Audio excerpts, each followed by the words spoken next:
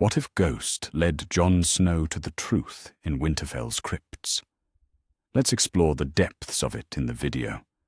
The fire crackles in the hearth of Jon's chambers as he folds his few belongings into a worn leather pack. Tomorrow he will ride north with his uncle Benjen and the dwarf Tyrion Lannister. Tomorrow he will take the Black and join the Night's Watch. Tomorrow his life at Winterfell ends forever. Jon runs his fingers over the pommel of his bastard sword, a gift from his father before the royal feast.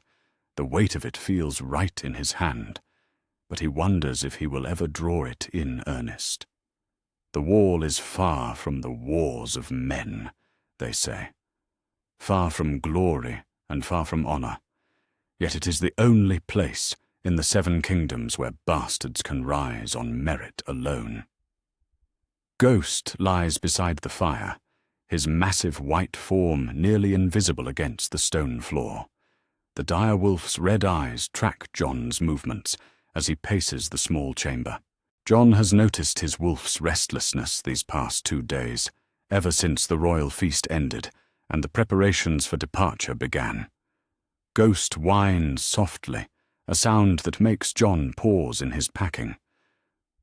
"What troubles you, boy?" Jon asks, kneeling beside his companion.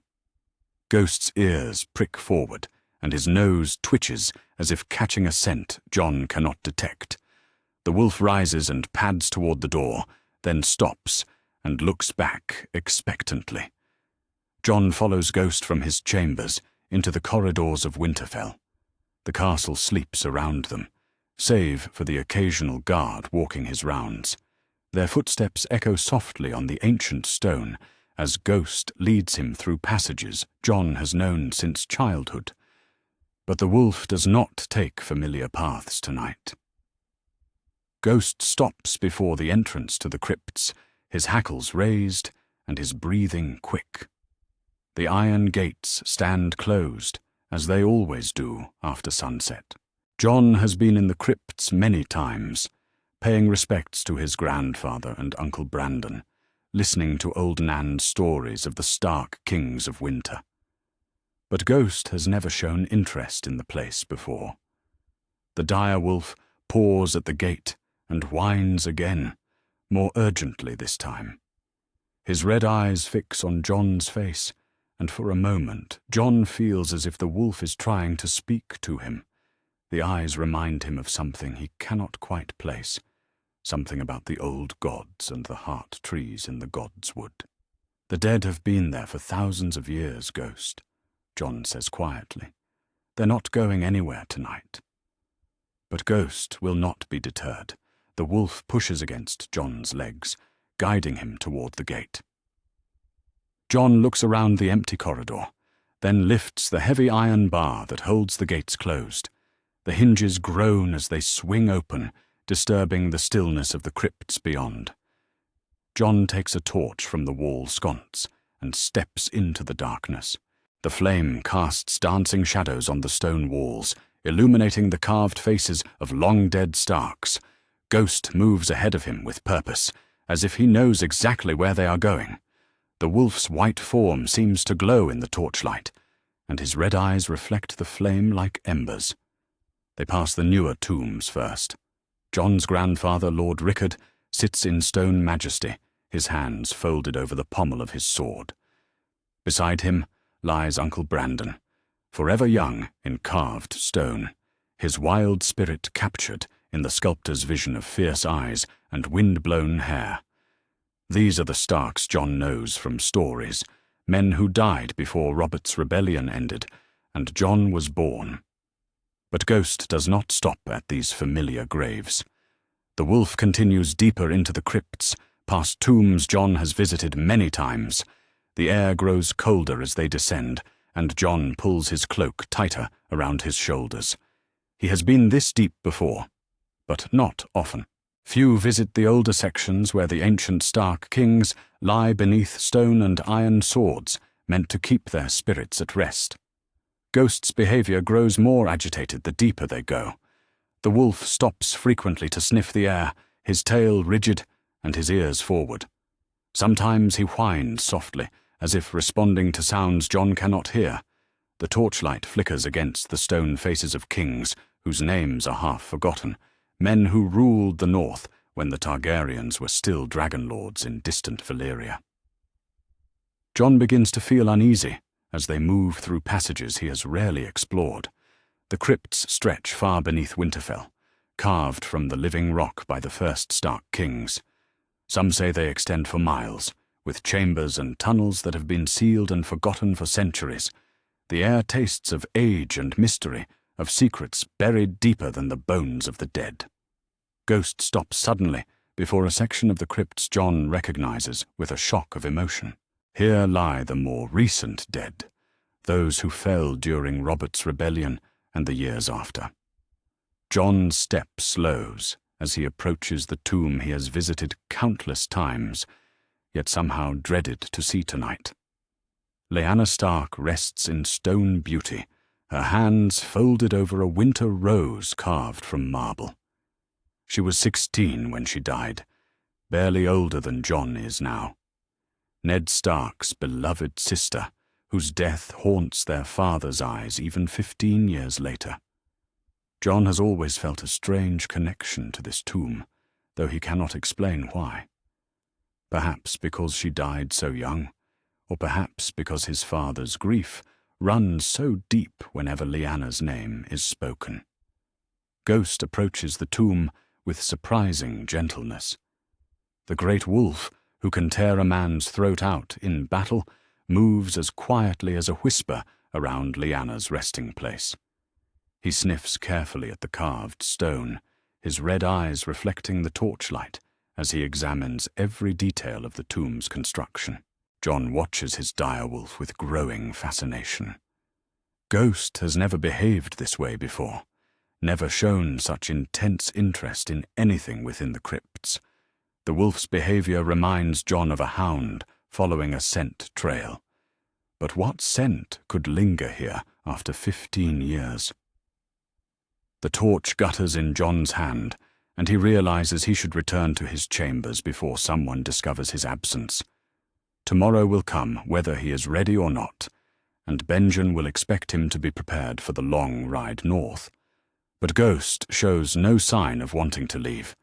If anything, the wolf's agitation has increased, and he paces around Lyanna's tomb as if searching for something hidden from view. Jon takes a step closer to examine what has captured Ghost's attention. The tomb appears unchanged from his previous visits, carved with the same careful detail as the other Stark graves. Lyanna's face remains serene in stone, her beauty preserved beyond the reach of time or sorrow. Yet Ghost continues to pace and sniff, his behavior growing more urgent with each passing moment. The red eyes that have watched over Jon since he was a child now fix on him with an intensity that makes his breath catch. In the torchlight, Ghost's gaze seems almost human, as if the wolf understands something Jon does not. The eyes remind him again of the carved faces on the heart trees, the old gods who see all secrets and judge all actions.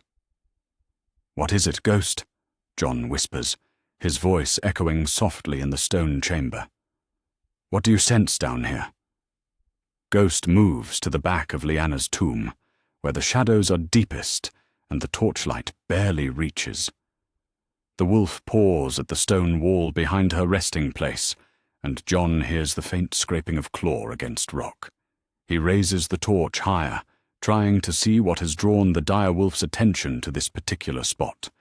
The flame reveals nothing but ancient stonework, carved and fitted by master craftsmen centuries ago. Yet Ghost's behavior suggests there is more to see, something hidden from casual observation.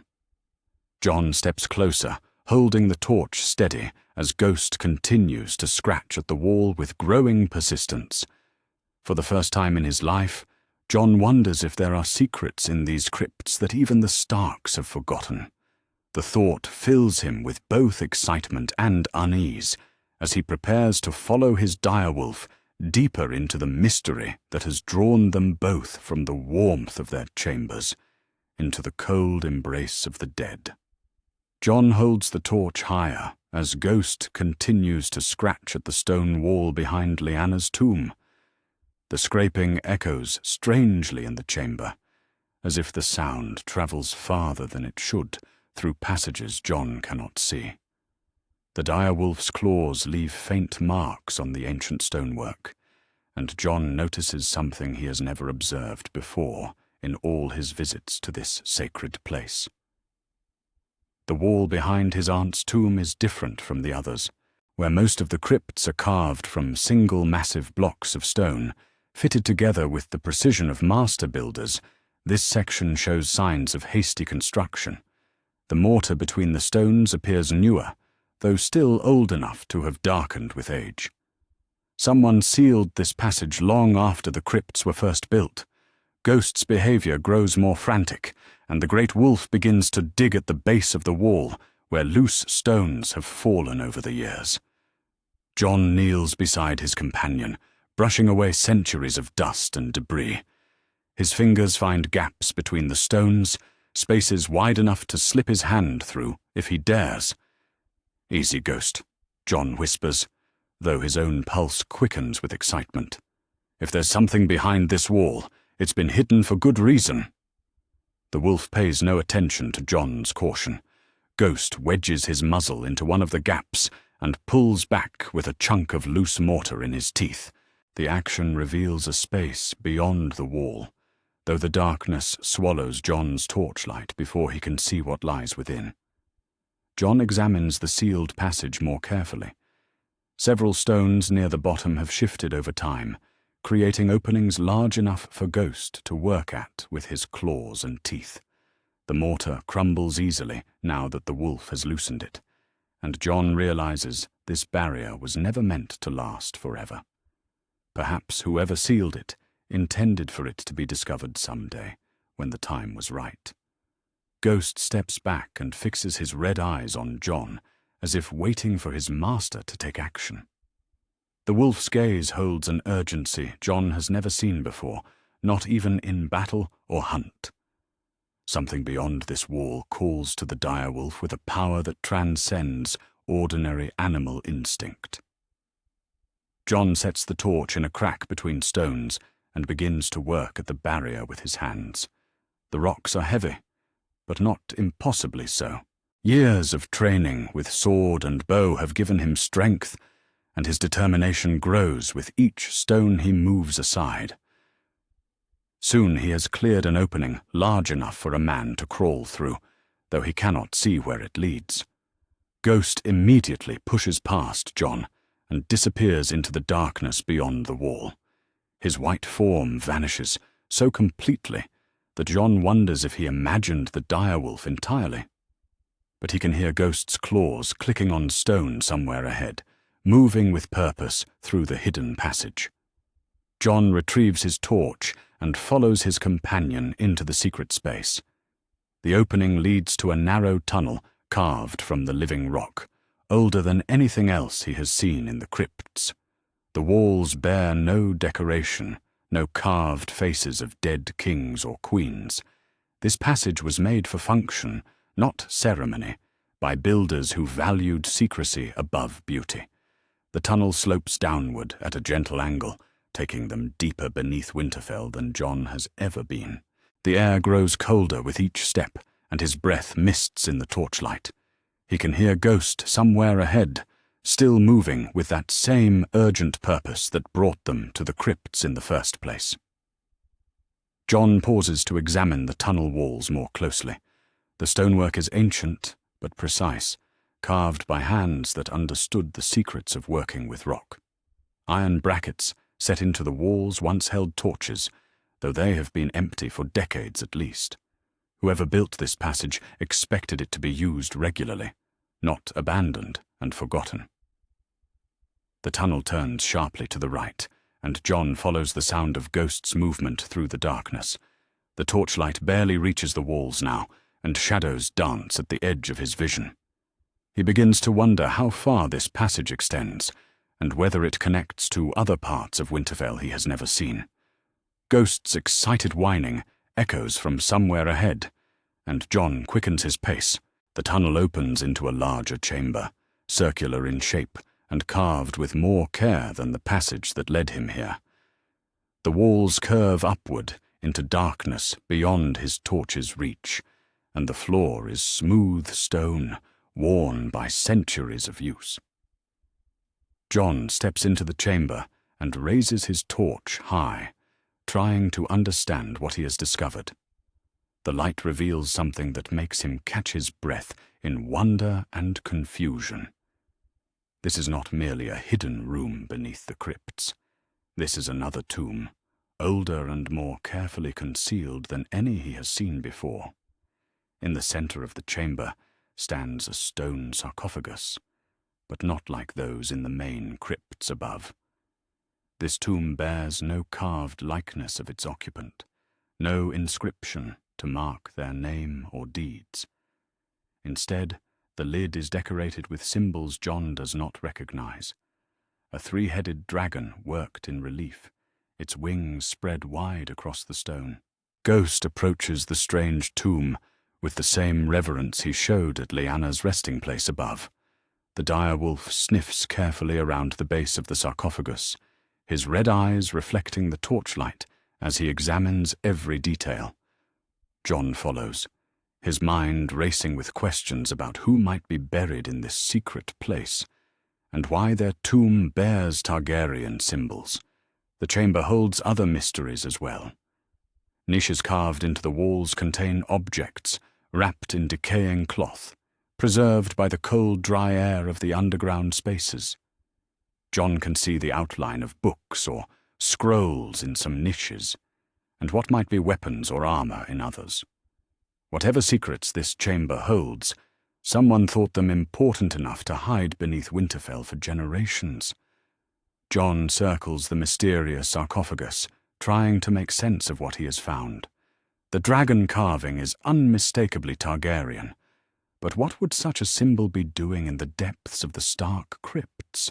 The tomb is old, perhaps as old as Winterfell itself, yet the three-headed dragon was the sigil of dragon lords from across the narrow sea.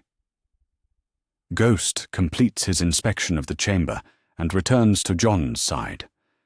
The wolf's agitation has calmed somewhat, but his attention remains fixed on the dragon tomb. Jon reaches out to touch the carved stone, and his fingers trace the curves of the dragon's wings with wondering fingertips. The stone is smooth beneath his touch, polished by hands that cared for this secret place long after its occupant was laid to rest.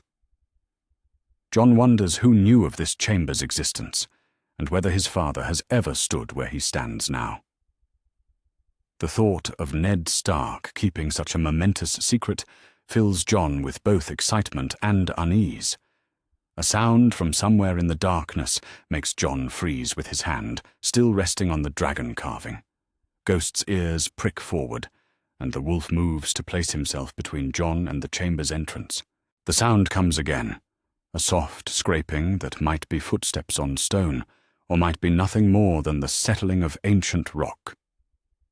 Jon lifts his torch and peers into the tunnel that brought them here. The light reveals nothing but empty stone passages, but Ghost remains alert and tense. Whatever the direwolf heard, it has put him on guard in this place of secrets and hidden tombs. The torch gutters lower, reminding Jon that his light will not last forever.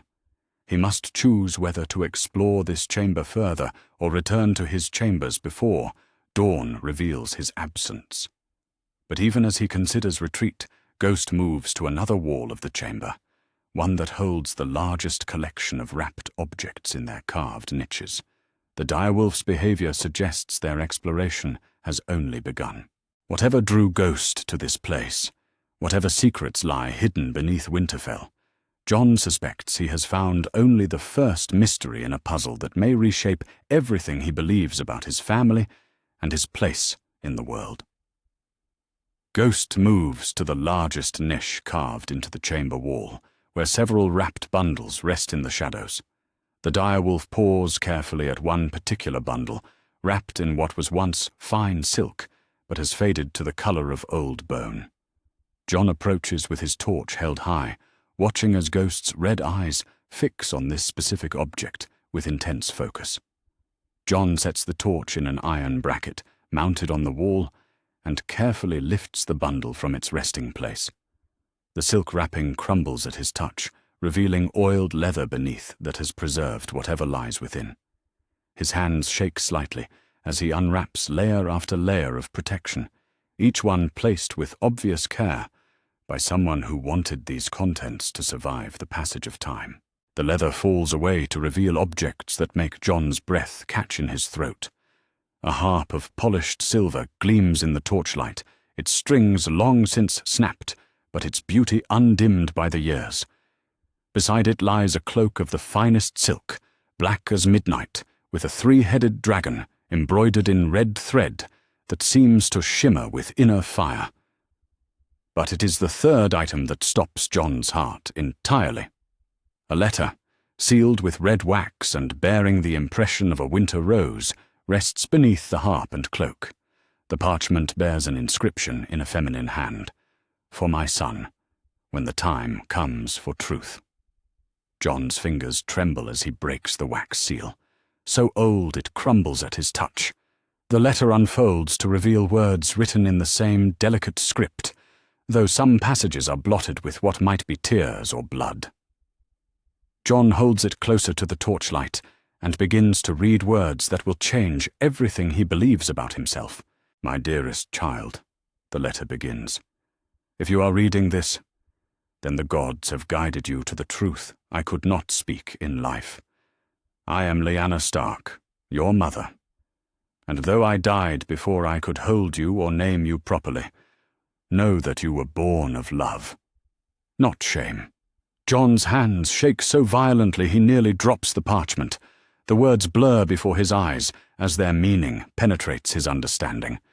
Lyanna Stark is his mother, not some tavern wench or noble's daughter, but Ned Stark's beloved sister, the woman whose death launched a war and broke his father's heart. He reads on, each word striking him like a physical blow. "Your father is Rhaegar Targaryen, Prince of Dragonstone, heir to the Iron Throne. We were wed in secret before the old gods in the sight of witnesses, our marriage true and binding despite what others may claim. You are no bastard, my son. You are Aegon Targaryen, sixth of his name, rightful king of the Seven Kingdoms." The letter falls from Jon's nerveless fingers as the full magnitude of this revelation crashes over him. He is not Jon Snow, bastard of Winterfell. He is Aegon Targaryen, son of the Dragon Prince, heir to a throne he never dreamed of claiming. Everything he has believed about himself, every assumption about his place in the world, crumbles like the ancient wax seal. Ghost approaches and nuzzles against Jon's leg, offering what comfort the great wolf can provide. Jon looks down into those red eyes that have watched over him since childhood, and suddenly understands why the dire wolf brought him to this place. Ghost sensed what Jon could not know, that the truth of his bloodline called to him from this hidden chamber. "You knew, didn't you?" Jon whispers to his companion. "You could sense what I was, even when I couldn't." He picks up the letter with shaking hands and continues reading. Lyanna's words paint a picture of secret love and desperate choices, of a prince and a maiden who defied a kingdom's expectations to follow their hearts. She writes of Rhaegar's gentleness, so different from Robert Baratheon's drunken rage, and of their stolen moments of happiness before war tore them apart. "I die now from birthing you, my son, but I do not regret the choice that gave you life. Your father loved you before you drew breath, and he died on the trident believing he would never see you grow to manhood. I have begged Ned to keep you safe, to raise you as his own until the realm is ready for another Targaryen king." Jon's vision blurs with tears he cannot stop. The weight of 15 years of lies and half-truths settles on his shoulders like a mantle of lead. Ned Stark, the most honorable man in the Seven Kingdoms, has lived with this deception every day since Jon's birth. No wonder his father's eyes held such sadness whenever Jon asked about his mother. No wonder Catelyn Stark could barely stand the sight of him. The letter continues with instructions about the other items in the bundle. The harp belonged to Rhaegar, who played it for Lyanna during their secret courtship. The cloak is a Targaryen marriage cloak, proof of their union before gods and men. Hidden in the harp's sound box, wrapped in silk, lies a ring bearing the three-headed dragon seal of House Targaryen, Rhaegar's personal signet that validates every word in Lyanna's letter. Jon examines the ring with wondering fingers. The gold is unmarked by time, and the dragon's eyes are tiny rubies that catch the torchlight like drops of blood. This single piece of jewelry is worth more than some lord's entire holdings, but its true value lies in what it represents. Proof of legitimacy, proof of royal blood, proof that Jon Snow is a lie and Aegon Targaryen is truth. Ghost settles beside Jon on the chamber floor, offering his warmth as the reality of discovery settles into Jon's bones. The direwolf's presence grounds him, reminding him that whatever his name or bloodline, he is still the same person who has lived at Winterfell for 14 years. But even as he clings to that thought, he knows nothing will ever be the same. The implications spread through Jon's mind, like ripples in a pond. If he is truly Aegon Targaryen, then he has a claim to the Iron Throne stronger than any living person. Robert Baratheon sits on a throne that belongs by right to Jon, though Jon has never wanted it and never dreamed of ruling anything more than a ranging party at the wall. But claims have a way of finding their bearers, whether those bearers seek them or not. Jon thinks of Robert's hatred for all things Targaryen, of the king's gleeful approval when Tywin Lannister presented the broken bodies of Rhaegar's children to the Iron Throne. What would Robert do if he learned that another Targaryen prince had lived under his very nose, raised by his closest friend? The answer chills Jon more than the cold air of the underground chamber. Robert would demand his death without hesitation, and no amount of friendship with Ned Stark would stay the king's hand. Jon's very existence is a threat to Robert's crown, and a reminder of everything the usurper tried to destroy. Jon carefully rewraps the harp, cloak, and ring in their protective coverings, but he keeps the letter in his hands. Lyanna's words are his anchor now, proof that he was wanted and loved, despite the circumstances of his birth. She died to bring him into the world, and Rhaegar died believing his son would never live to claim his birthright. Ghost rises and moves toward the chamber entrance, his behavior indicating it is time to leave this place of secrets. Jon follows his direwolf through the narrow tunnel, climbing back toward the main crypts with his mind reeling from everything he has learned. The wrapped bundle feels impossibly heavy in his arms, weighted with the destiny it represents. As they emerge from the hidden passage behind Lyanna's tomb, Jon takes one last look at his mother's carved face. She no longer seems like a distant aunt who died before his birth, but the woman who gave him life and loved him enough to preserve the truth for this moment. Her stone eyes seem to watch him with approval as he carefully replaces the loose stones that seal the secret chamber. Jon makes his way through the crypts with Ghost at his side, past the tombs of Stark kings and queens, past his grandfather and uncle who died in the war that followed his birth. The familiar passages feel different now, as if he sees them through new eyes that understand the weight of royal blood and royal duty. The torch burns low as they reach the main entrance to the crypts. Jon pauses at the iron gates, looking back into the darkness that has revealed the greatest secret of his life. Tomorrow he was supposed to ride north to take the Black and live out his days as a sworn brother of the Night's Watch.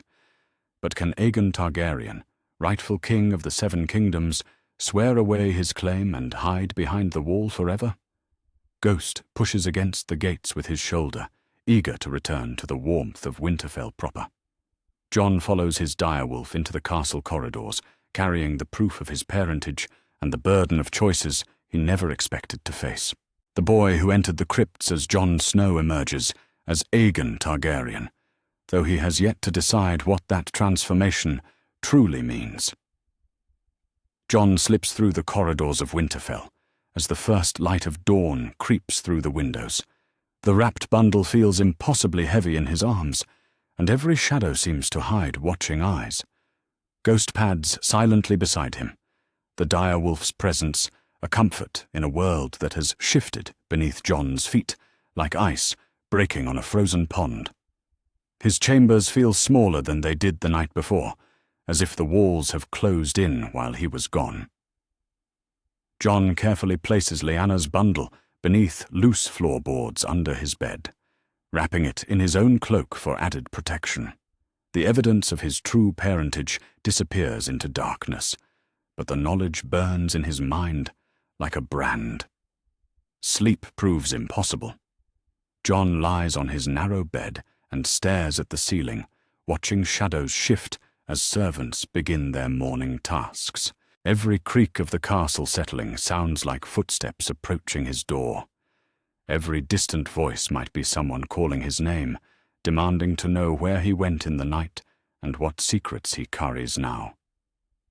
Ghost settles on the floor beside the bed, but even the dire wolf seems restless.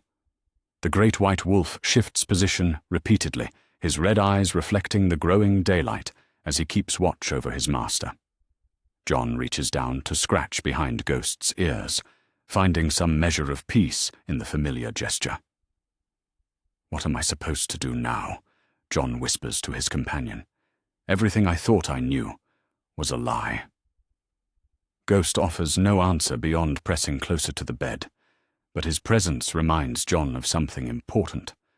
Whatever name he bears, whatever blood flows in his veins, he is still the same person who has lived at Winterfell for 14 years. He still loves his family, still feels loyalty to the North, still carries the values Ned Stark taught him.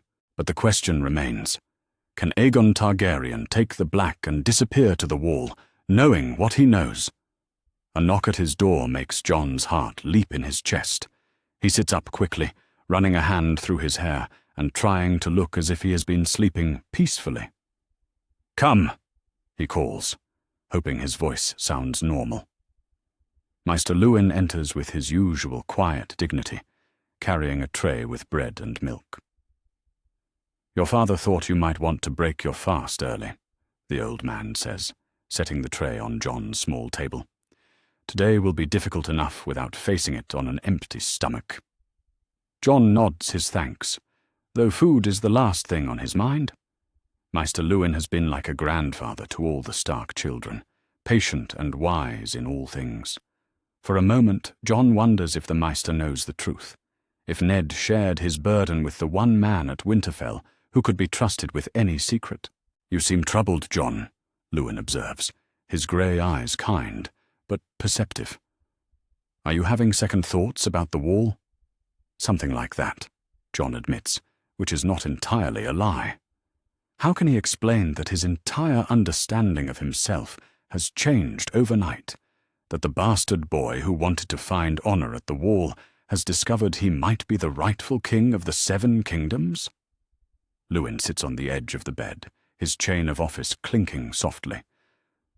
"The Night's Watch is an honorable calling, and you have the makings of a fine ranger. But remember, Jon, your worth is not determined by your birth. Noble or bastard, what matters is the choices you make and the man you become." The words hit Jon like a physical blow. If only Luwin knew how prophetic his counsel has become. Jon forces himself to eat a few bites of bread, though it tastes like ash in his mouth. "Thank you, Maester. Your words mean more than you know." After Luwin departs, Jon dresses carefully in his best clothes. If today might be his last at Winterfell, he wants to look worthy of the Stark name he has carried, even if it was never truly his. Ghost follows him from the chambers, staying closer than usual as they make their way through the castle. Jon finds his father in the courtyard, speaking quietly with Ser Rodrik about preparations for the journey north. Ned Stark looks older in the morning light, as if the years have caught up with him overnight. There are lines around his eyes that Jon never noticed before, and his shoulders carry a weight that has nothing to do with armor or weapons. Looking at his father with new understanding, Jon sees the cost of the secret Ned has carried for 14 years. Every day of Jon's life, Ned has risked discovery and death to protect his nephew. Every time Jon asked about his mother, Ned had to lie to the boy he raised as a son. The burden of such deception would break a lesser man. "Jon," Ned says, noticing his approach, "I was beginning to wonder if you had changed your mind about the wall." The irony of those words cuts deep. Jon has indeed changed his mind, though not for the reasons his father might suspect. "I wanted to speak with you before we depart, Father. Privately, if you have the time." Something in Jon's tone must alert Ned to the seriousness of his request. The older man's eyes sharpen, and he dismisses Sir Roderick with a few quiet words. "Walk with me," Ned says, leading Jon toward the Godswood where they can speak without fear of being overheard. Before they can reach the sacred grove, Catelyn Stark emerges from the castle with Bran at her side. The boy chatters excitedly about something, but his mother's attention fixes immediately on Jon. Her face hardens with the familiar coldness he has known all his life, though now Jon understands its true source. "I trust you are ready for your departure," Catelyn says, her voice carefully neutral. "The wall will be a fitting place for someone of your station." The words sting as they always have, but now Jon hears them differently. Catelyn's coldness was never about jealousy over Ned's supposed infidelity. She knew, or at least suspected, that Jon was not what he appeared to be. Her treatment of him was fear, disguised as disdain, the terror of a mother protecting her children from a secret that could destroy them all. "My station," Jon repeats quietly, meeting her eyes for perhaps the first time in years. "Yes, I suppose the wall is where bastards belong." Something flickers in Catelyn's expression, a moment of uncertainty, or perhaps guilt. She opens her mouth as if to speak, then closes it again, and hurries past with Bran in tow. Jon watches her go, understanding finally why she could never love him as she loved her own children. In her mind, he was not just a bastard, but a living reminder of a dangerous truth. "Jon," Ned says quietly, his voice heavy with unspoken meaning, "whatever is troubling you, we will speak of it in the Godswood." They walk in silence through the familiar paths of Jon's childhood. Ghost follows at a distance, the direwolf seeming to understand that this conversation requires privacy even from him. The heart tree looms before them, its carved face, ancient and knowing, its red eyes weeping sap that looks like tears. Jon stops before the weirwood and turns to face the man he has called father for 14 years. Ned Stark stands with the patience of stone, but Jon can see the tension in his shoulders and the wariness in his grey eyes. Perhaps he suspects that this moment was always inevitable, that secrets as massive as royal bloodlines cannot stay buried forever. "Father," Jon begins, then stops. The word feels wrong now, though the love behind it remains unchanged.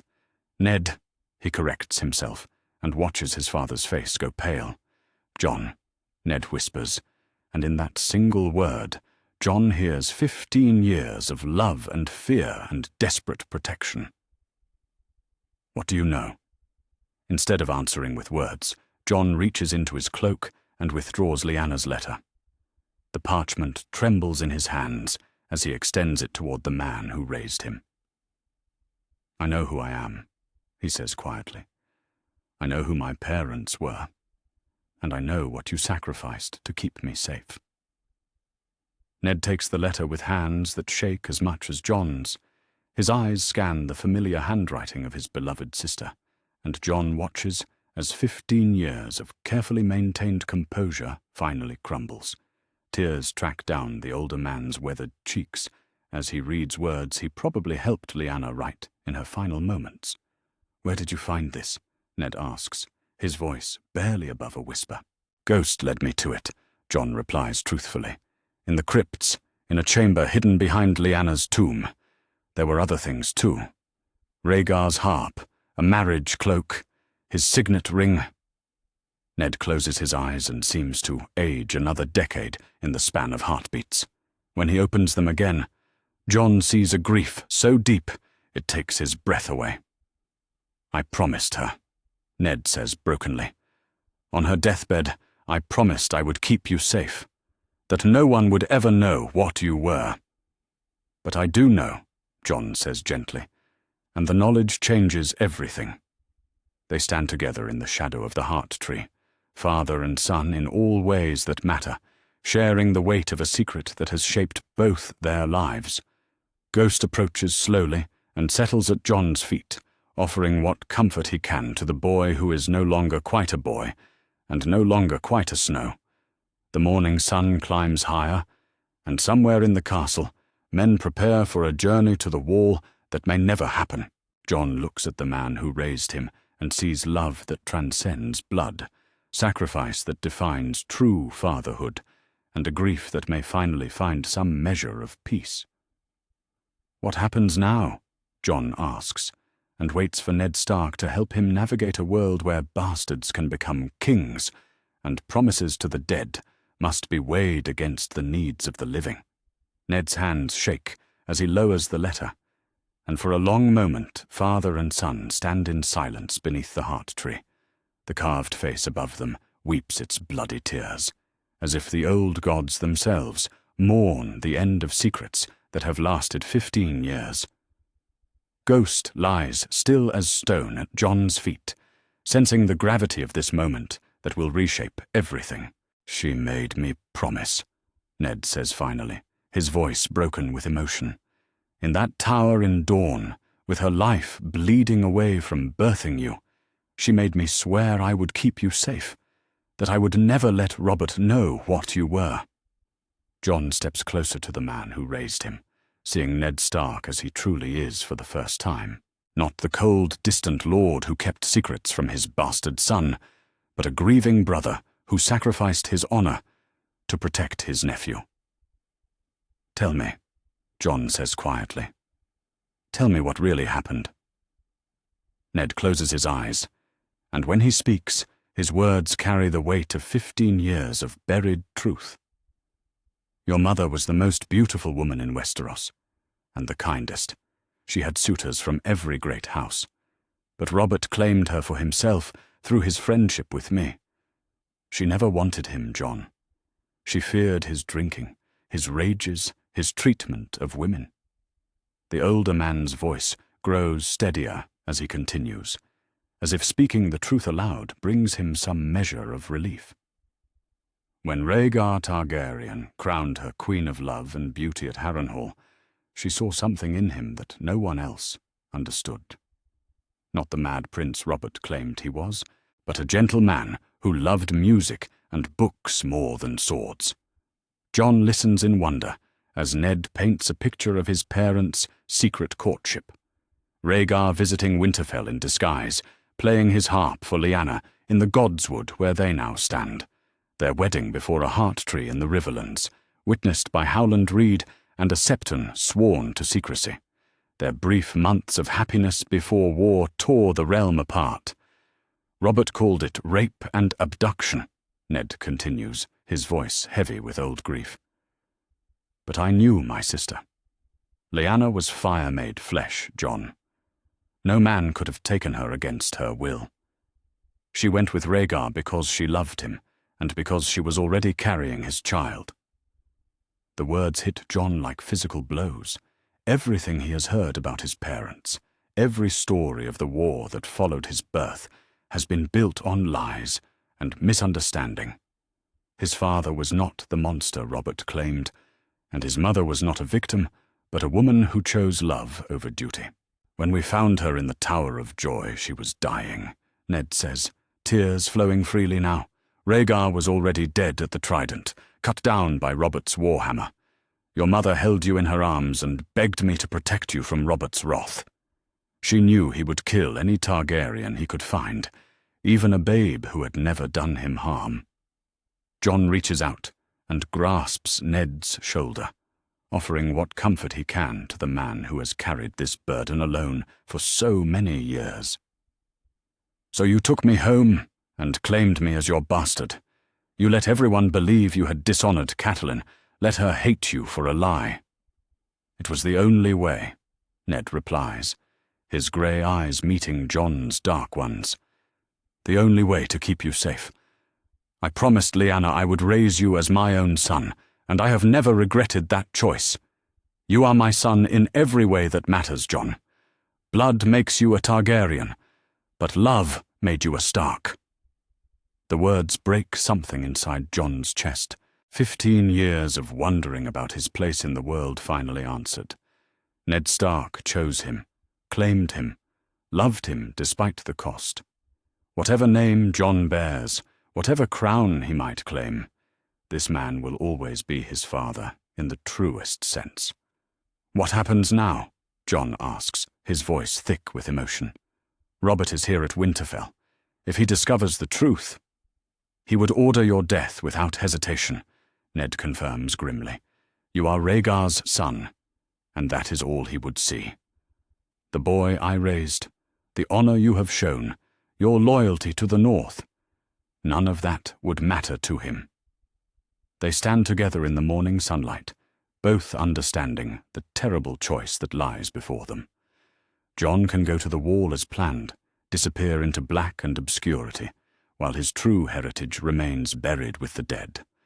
Or he can claim his birthright and face whatever consequences follow.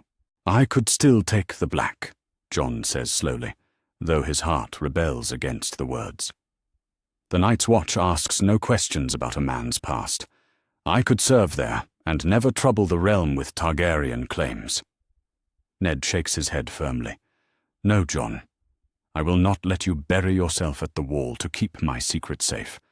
You are the rightful king of the 7 kingdoms, son of Rhaegar Targaryen and Lyanna Stark.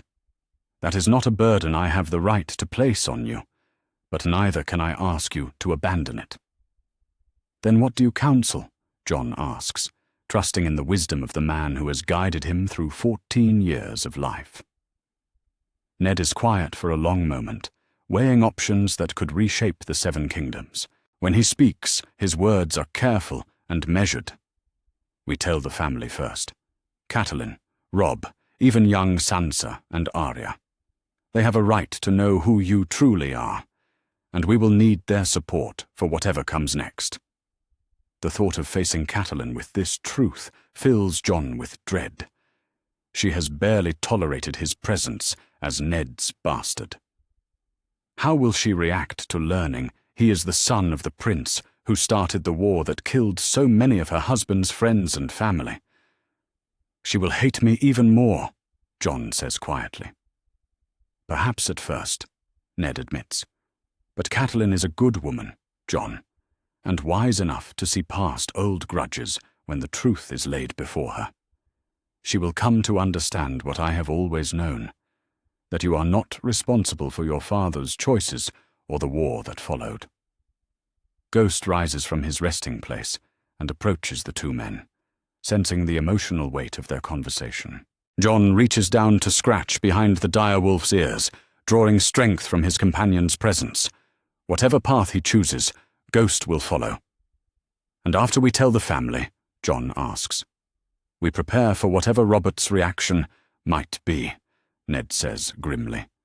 "If he demands your death, he will find the North united against him. Every lord from the Wall to the Neck will stand with House Stark, and some might even welcome a change from Baratheon rule." The implications of those words sink into Jon's understanding. Civil war. Brother fighting brother across the 7 kingdoms. Thousands dead because a bastard boy discovered his true name in the depths of Winterfell's crypts. The weight of so many lives presses down on Jon's shoulders like a physical burden. "I never wanted a crown," Jon says, the words torn from somewhere deep in his chest. "The best kings rarely do," Ned replies, with something approaching a smile.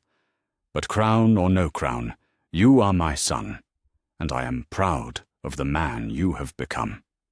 Whatever you choose, Jon, you have my support and my love." They embrace then, father and son in truth, if not in blood, sharing 15 years of unspoken affection and understanding. Ghost watches over them with his red eyes, the dire wolf who sensed the truth long before his master understood what it meant. When they separate, Jon feels changed in ways that go beyond names or bloodlines. He is still the boy who grew up at Winterfell, but he is also something more now.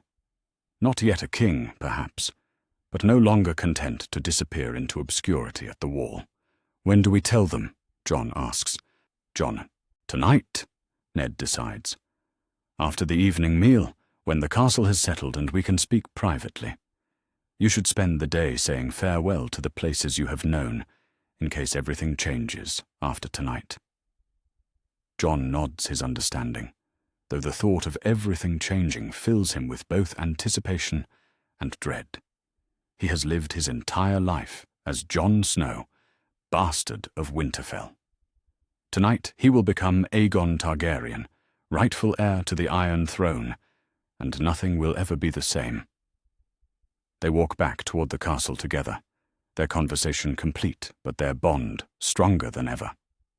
Behind them, the heart tree stands, as witness to truths finally spoken and burdens finally shared. Its carved face watches them go, and the red sap that flows like tears seems to mark not sorrow, but the end of secrets that have poisoned too many lives for too many years. Ghost follows at their heels, and Jon realizes the dire wolf's restless behavior of recent days has finally settled. The great wolf has done what instinct demanded, leading his master to the truth that will reshape the Seven Kingdoms. Now they must all face whatever consequences follow, together as a family united by love rather than divided by lies. The morning sun climbs higher as they approach Winterfell, and somewhere in the castle, men still prepare for a journey to the wall that will never happen.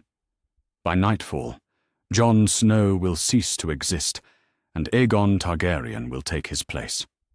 The realm will learn soon enough what that transformation means for the Game of Thrones.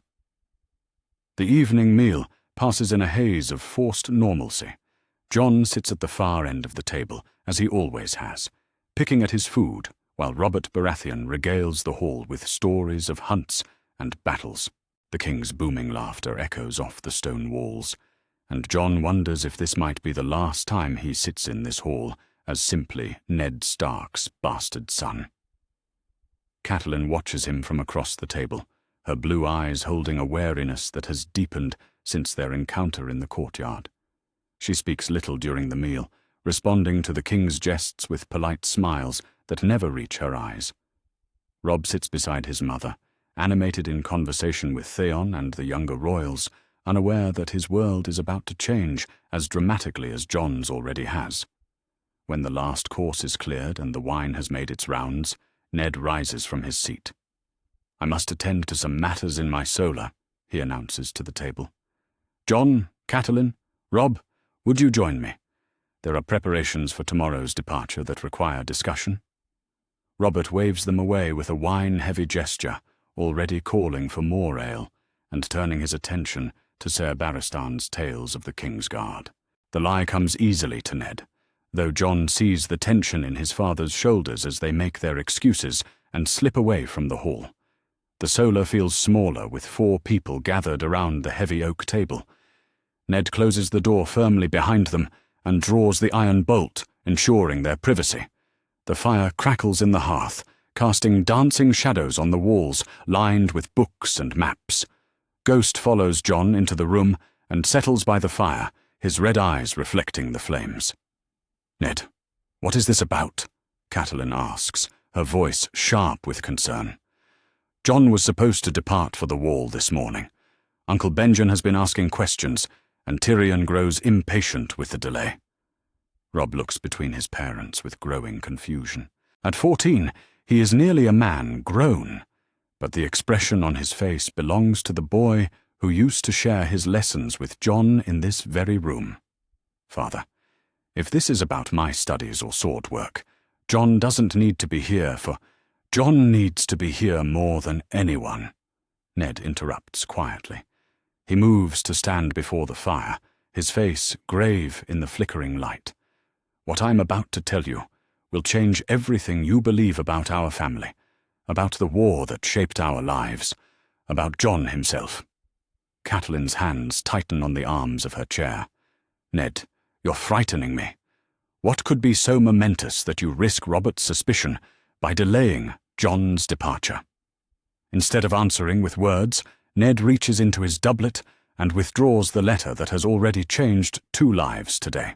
He places it carefully on the table before Catelyn, the parchment pale against the dark wood. Read this, Cat. Read it, and understand the burden I have carried for 15 years. Catelyn takes the letter with trembling fingers, her eyes immediately recognizing the feminine script. This is Lyanna's hand, she whispers, her voice filled with wonder and growing fear. But Lyanna has been dead for 15 years, Ned finishes for her. She wrote this letter in the Tower of Joy, with her life bleeding away and her newborn son in her arms. The words hit the room like a physical blow. Robb goes completely still, his blue eyes darting between his parents and Jon with dawning understanding. Catelyn reads the letter with increasing shock, her face growing paler with each line until she looks like a woman who has seen her own ghost. No, Catelyn breathes, her voice barely audible. This cannot be true. Jon is your bastard son, born of some tavern wench, or... Jon is my nephew, Ned says, with quiet finality. Son of my sister Lyanna and Prince Rhaegar Targaryen, born in love and legitimized by secret marriage. He is no bastard, Cat. He is Aegon Targaryen, 6th of his name, rightful king of the 7 kingdoms. The letter falls from Catelyn's nerveless fingers as she stares at Jon with new eyes. The boy she has treated with coldness for 14 years, the bastard she could barely stand to look upon, is revealed as the rightful heir to the Iron Throne. The magnitude of her misjudgment crashes over her like a wave, bringing guilt and horror in equal measure. Rhaegar's son, she whispers, and Jon hears a lifetime of complicated emotions in those 2 words. Fear, wonder, guilt, and something that might be the beginning of understanding. Robb finds his voice first, though it cracks with emotion. Jon, is this true? Are you really? I am still your brother, Jon says quickly, sensing Robb's confusion and distress. I am still the same person who shared your lessons and sparred with you in the yard. Nothing about how I feel toward you has changed. But everything else has changed, Robb says slowly, his quick mind grasping the implications. If you are Aegon Targaryen, if you are the rightful king, then what does that make us? What does that make this family? Ned moves to place a hand on his son's shoulder, offering what comfort he can. It makes us what we have always been, Robb, a family bound by love rather than blood. Jon may carry Targaryen blood, but he was raised as a Stark, with Stark values and Stark honor. Catelyn stands abruptly from her chair, pacing to the window that looks out over the winter courtyard. She stares into the darkness for long moments before turning back to face the room. When she speaks, her voice is thick with unshed tears. All these years, she says, her words directed at Jon. All these years I treated you with coldness because I thought you were evidence of my husband's dishonor. I resented you for existing, for being a reminder of Ned's supposed unfaithfulness. And all this time, you were the son of Lyanna, the nephew Ned loved enough to sacrifice his reputation to protect. Jon rises from his chair, moved by the pain in Catelyn's voice. My lady, you had no way of knowing. Father kept the secret to protect everyone, including you. The fault was never yours. Wasn't it? Catelyn asks bitterly. I am a mother, Jon. I should have seen past my own hurt to recognize that you were just a child who needed kindness. Instead, I showed you nothing but resentment for a crime you never committed. The room falls silent, except for the crackling of the fire and the soft sound of Catelyn's weeping. Ghost rises from his place by the hearth and approaches her slowly, offering what comfort a direwolf can provide.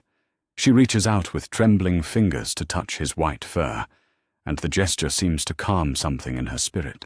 "The question now," Ned says gently, "is what we do with this knowledge. Robert is here in Winterfell, and his hatred for all things Targaryen burns as hot as ever. If he discovers the truth about Jon, he will demand his death without question or mercy." Robb straightens in his chair, and Jon sees a glimpse of the lord he will one day become. Then he must not discover the truth. The North stands with House Stark, and that means we stand with Jon, whatever his true name might be. "It may not be that simple," Ned warns. "Secrets this momentous have a way of revealing themselves, especially when powerful people benefit from their exposure. Littlefinger, Varys, even Queen Cersei would use this knowledge as a weapon if they suspected it existed." Catelyn wipes her eyes and returns to the table, her composure restored, though her face remains pale. "Then we must be very careful about how we proceed. Jon cannot go to the wall now, that much is certain. The Night's Watch may take no part in the affairs of the realm, but they also cannot protect a Targaryen prince from a Baratheon king's wrath." "So what do you counsel?" Jon asks, looking around the table at the people who have shaped his life. "I never sought a crown or throne. I was content to take the black and serve at the wall." "But you cannot abandon your birthright simply because it is inconvenient," Catelyn says firmly, and Jon hears a new note in her voice, something approaching respect. "If you truly are Aegon Targaryen, then you have responsibilities to the realm that go beyond personal preference." Robb nods his agreement, his face serious beyond his years.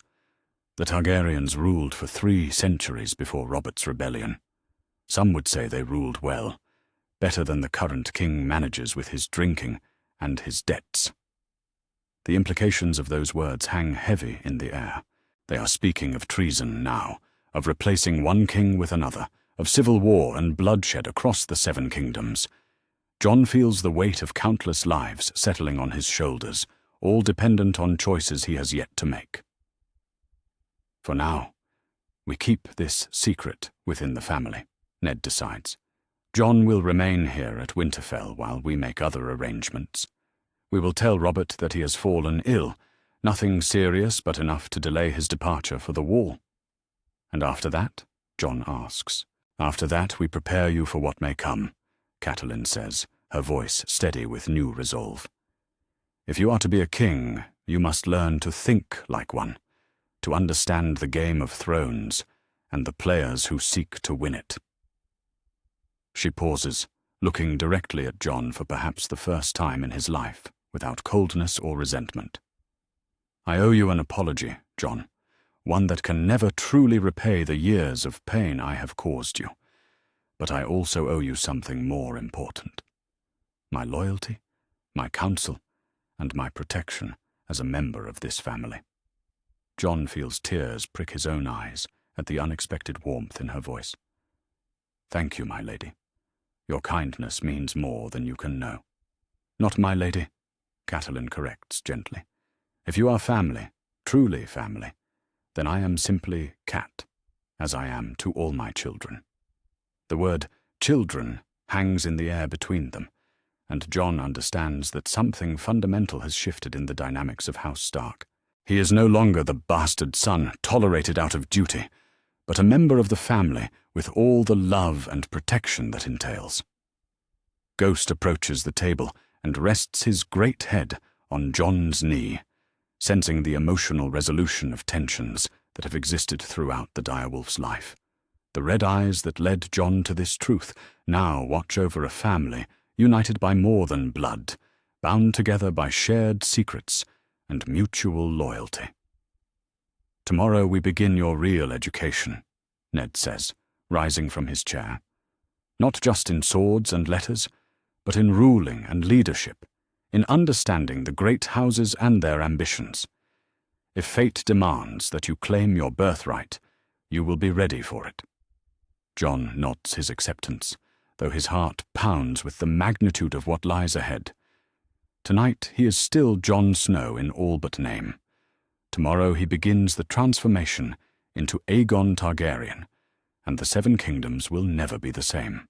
The morning sun streams through the windows of Winterfell's great hall as Robert Baratheon breaks his fast with characteristic appetite. The king attacks his meal of bacon and bread with the same vigor he once brought to battlefields, washing down each bite with ale despite the early hour. His booming laughter fills the hall as he regales his companions with tales of past hunts, but his good humour dims when he notices the empty seat where Jon Snow should be sitting. "Ned," Robert calls across the hall, his voice carrying easily over the conversations of lesser men. "Where's that bastard boy of yours? I thought he was riding north with Benjen this morning." Ned Stark looks up from his own modest meal, his face carefully composed despite the racing of his heart. He has prepared for this moment since dawn, crafting lies that taste like ash in his mouth. "Jon has taken ill, Your Grace. Nothing serious, but enough to delay his departure for the Wall." Robert's blue eyes narrow slightly, studying his old friend's face with the shrewdness that helped him win a crown. "Ill, is he? He seemed healthy enough yesterday, sparring in the yard like a man possessed. What manner of illness strikes so suddenly?" "A fever," Ned replies smoothly, though sweat beads on his forehead despite the morning chill. "Maester Luwin believes it will pass within a few days. Jon was disappointed to miss his departure with Benjen, but we thought it best he recover fully before making such a long journey." Tyrion Lannister, seated nearby with a cup of wine despite the early hour, observes this exchange with keen interest. The dwarf's mismatched eyes dart between king and lord, reading the subtle tensions that others might miss. He has spent a lifetime watching the games men play with words and expressions, and something in this conversation strikes him as false. Benjen Stark approaches the high table with obvious reluctance, his black cloak marking him as clearly as if he wore a crown. "Your Grace, if you wish to delay our departure until Jon recovers, I am willing to wait. The boy has been looking forward to taking the black for months." "Has he?" Robert asks, his voice deceptively casual. Strange thing for a boy to anticipate. Most lads would rather stay warm in their father's castle than freeze their balls off at the Wall. The crude words hang in the morning air like smoke from a fire, and Ned feels the weight of Robert's attention settling on him like armor made of lead. The king is probing now, testing for weaknesses in the story he has been told. Jon has always been drawn to duty and honor, Ned says carefully. He believes the Night's Watch offers him a chance to prove his worth, to serve the realm in ways that bastards rarely can. "Bastards," Robert repeats, and something in his tone makes Ned's blood run cold. "Yes, I suppose bastards must find their own way in the world. Tell me, old friend, do you ever regret siring him? Do you ever wonder if it was worth the pain it caused your wife?" The questions strike like physical blows, and Ned struggles to maintain his composure. Beside him, Catelyn's knuckles whiten as she grips her cup, her face a mask of careful neutrality. Both know that a single wrong word could unravel 15 years of careful deception. "I regret the circumstances of his birth," Ned says slowly, choosing each word like a man walking through a field of caltrops. "But I cannot regret the boy himself. Jon has brought nothing but honor to House Stark." "Honor," Robert muses, draining his ale and calling for more. "A precious thing, honor. But sometimes I wonder if it's worth the price men pay for it." Tyrion rises from his seat and approaches the high table with his rolling gait, wine cup in hand, and a thoughtful expression on his face. "Your Grace, Lord Stark, might I suggest we allow young Jon to recover in peace? The Wall has waited 1,000 years for new recruits. It can wait a few days more." Robert turns his attention to the dwarf, his mood shifting as it often does when drink and suspicion cloud his judgment. "And what interest do you have in Ned's bastard, imp?" "The interest of one bastard in another," Tyrion replies smoothly. ignoring the slur with practiced ease. I have found Jon to be intelligent company, better read than many true-born lords, and more thoughtful in his conversation. Such men are rare enough in this world that their illness deserves our patience.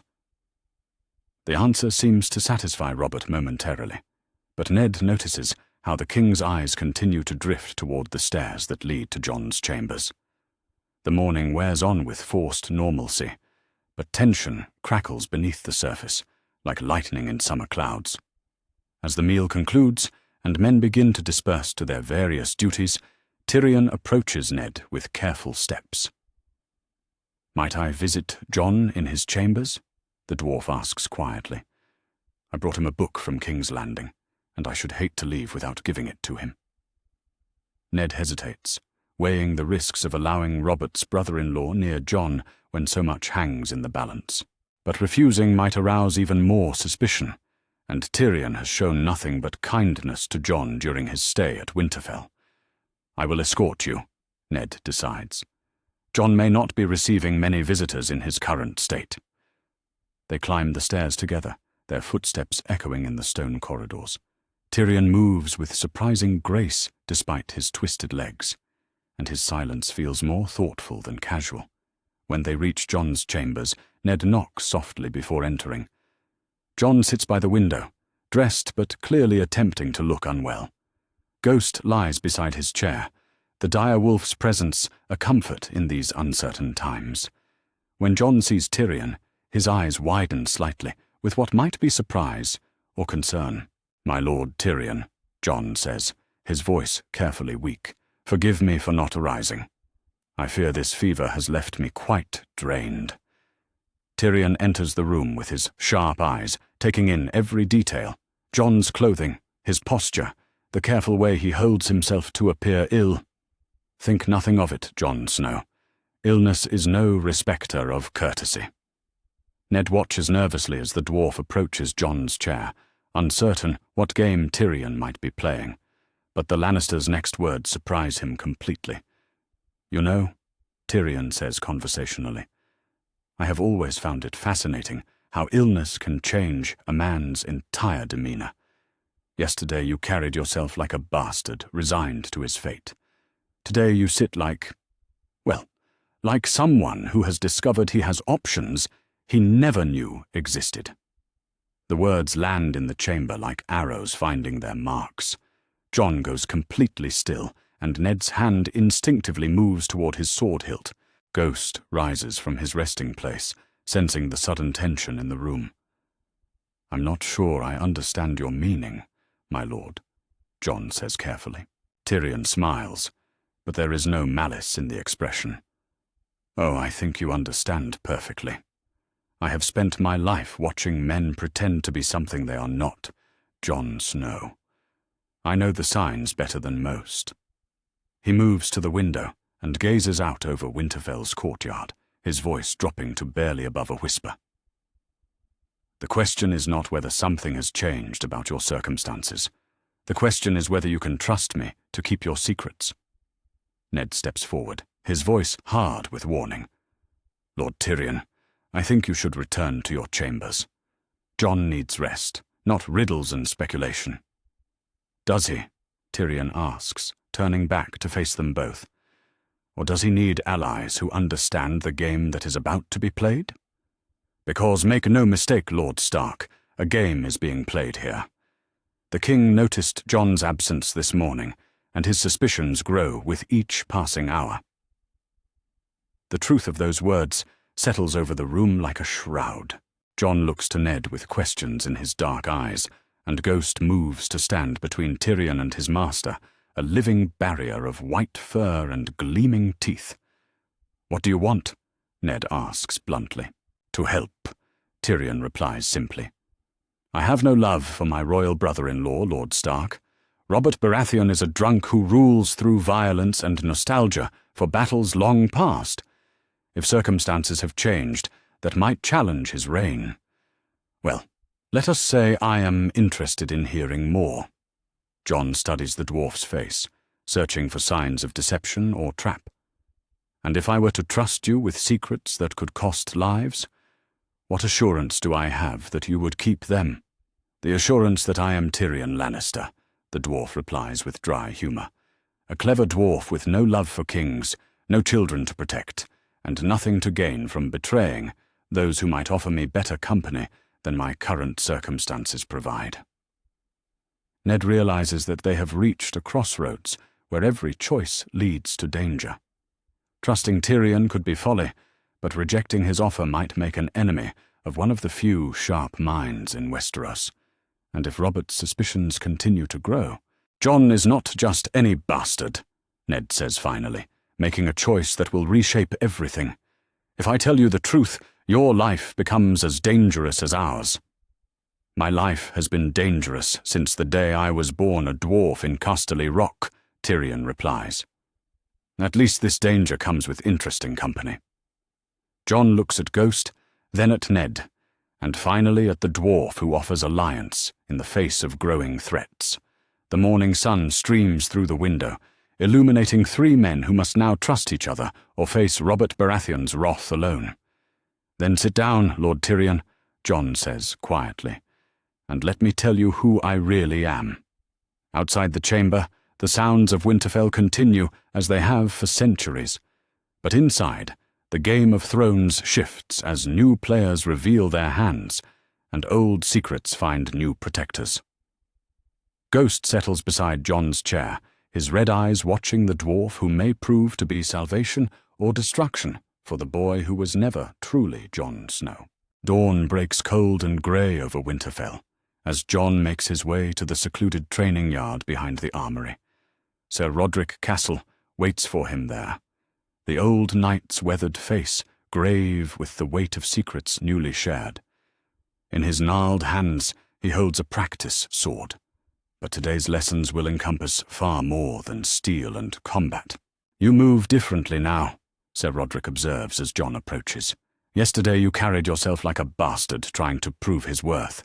Today you walk like a man who knows his own value. Jon hefts his own practice blade, feeling the familiar weight settle into his grip. I am still the same person, sir. Learning my true name has not changed who I am inside. Has it not? Roderick asks, circling Jon with the careful steps of a man who has trained warriors for 40 years. A bastard fights to earn his place in the world. A king fights to protect what is already his. The stance is different, the purpose is different, and the consequences are far more grave. They begin with basic forms, but Jon quickly realizes this session differs from any training he has received before.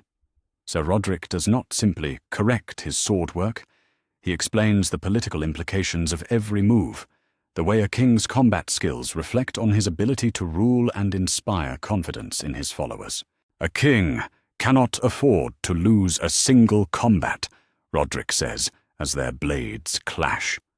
Not because defeat means death, though it often does, but because every man who serves him must believe he is invincible. Doubt in a king's strength becomes doubt in his right to rule. Ghost watches from the shadows of the armory wall, the great dire wolf's red eyes tracking every movement. The wolf has grown increasingly protective since Jon's discovery in the Crypts, rarely leaving his master's side and showing aggression toward anyone who approaches too quickly or with hostile intent. Even Tyrion, now privy to their secret, receives warning growls when he moves too suddenly in Jon's presence. Your wolf senses the change in you as well, Roderick notes during a brief rest.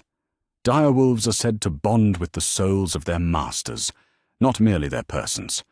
Ghost knows you are no longer simply Jon Snow. The training continues through the morning hours, moving from swordplay to lessons in command and leadership. Roderick has Jon practice giving orders with authority, modulating his voice to carry across a battlefield, and projecting the confidence that men expect from their commanders. It is exhausting work, far more demanding than simple combat drills. Remember, Roderick says as they conclude the session, if this secret becomes known, there will be those who support your claim and those who oppose it. Both sides will judge you in your first moments of revelation. You must be ready to appear every inch a king from the instant your true name is spoken. Jon sheathes his practice sword, his shirt soaked with sweat despite the morning chill. The weight of potential kingship feels heavier with each passing hour, a burden he never sought, but cannot now abandon. As they walk back toward the castle proper, Ghost padding silently beside them, a commotion at the main gates catches their attention. A raven has arrived, black wings cutting through the grey sky to alight on the tower that houses Winterfell's rookery. But this is no ordinary messenger bird. Even from a distance, Jon can see the exhaustion in its flight, the way it struggles to maintain altitude after what must have been an impossibly long journey.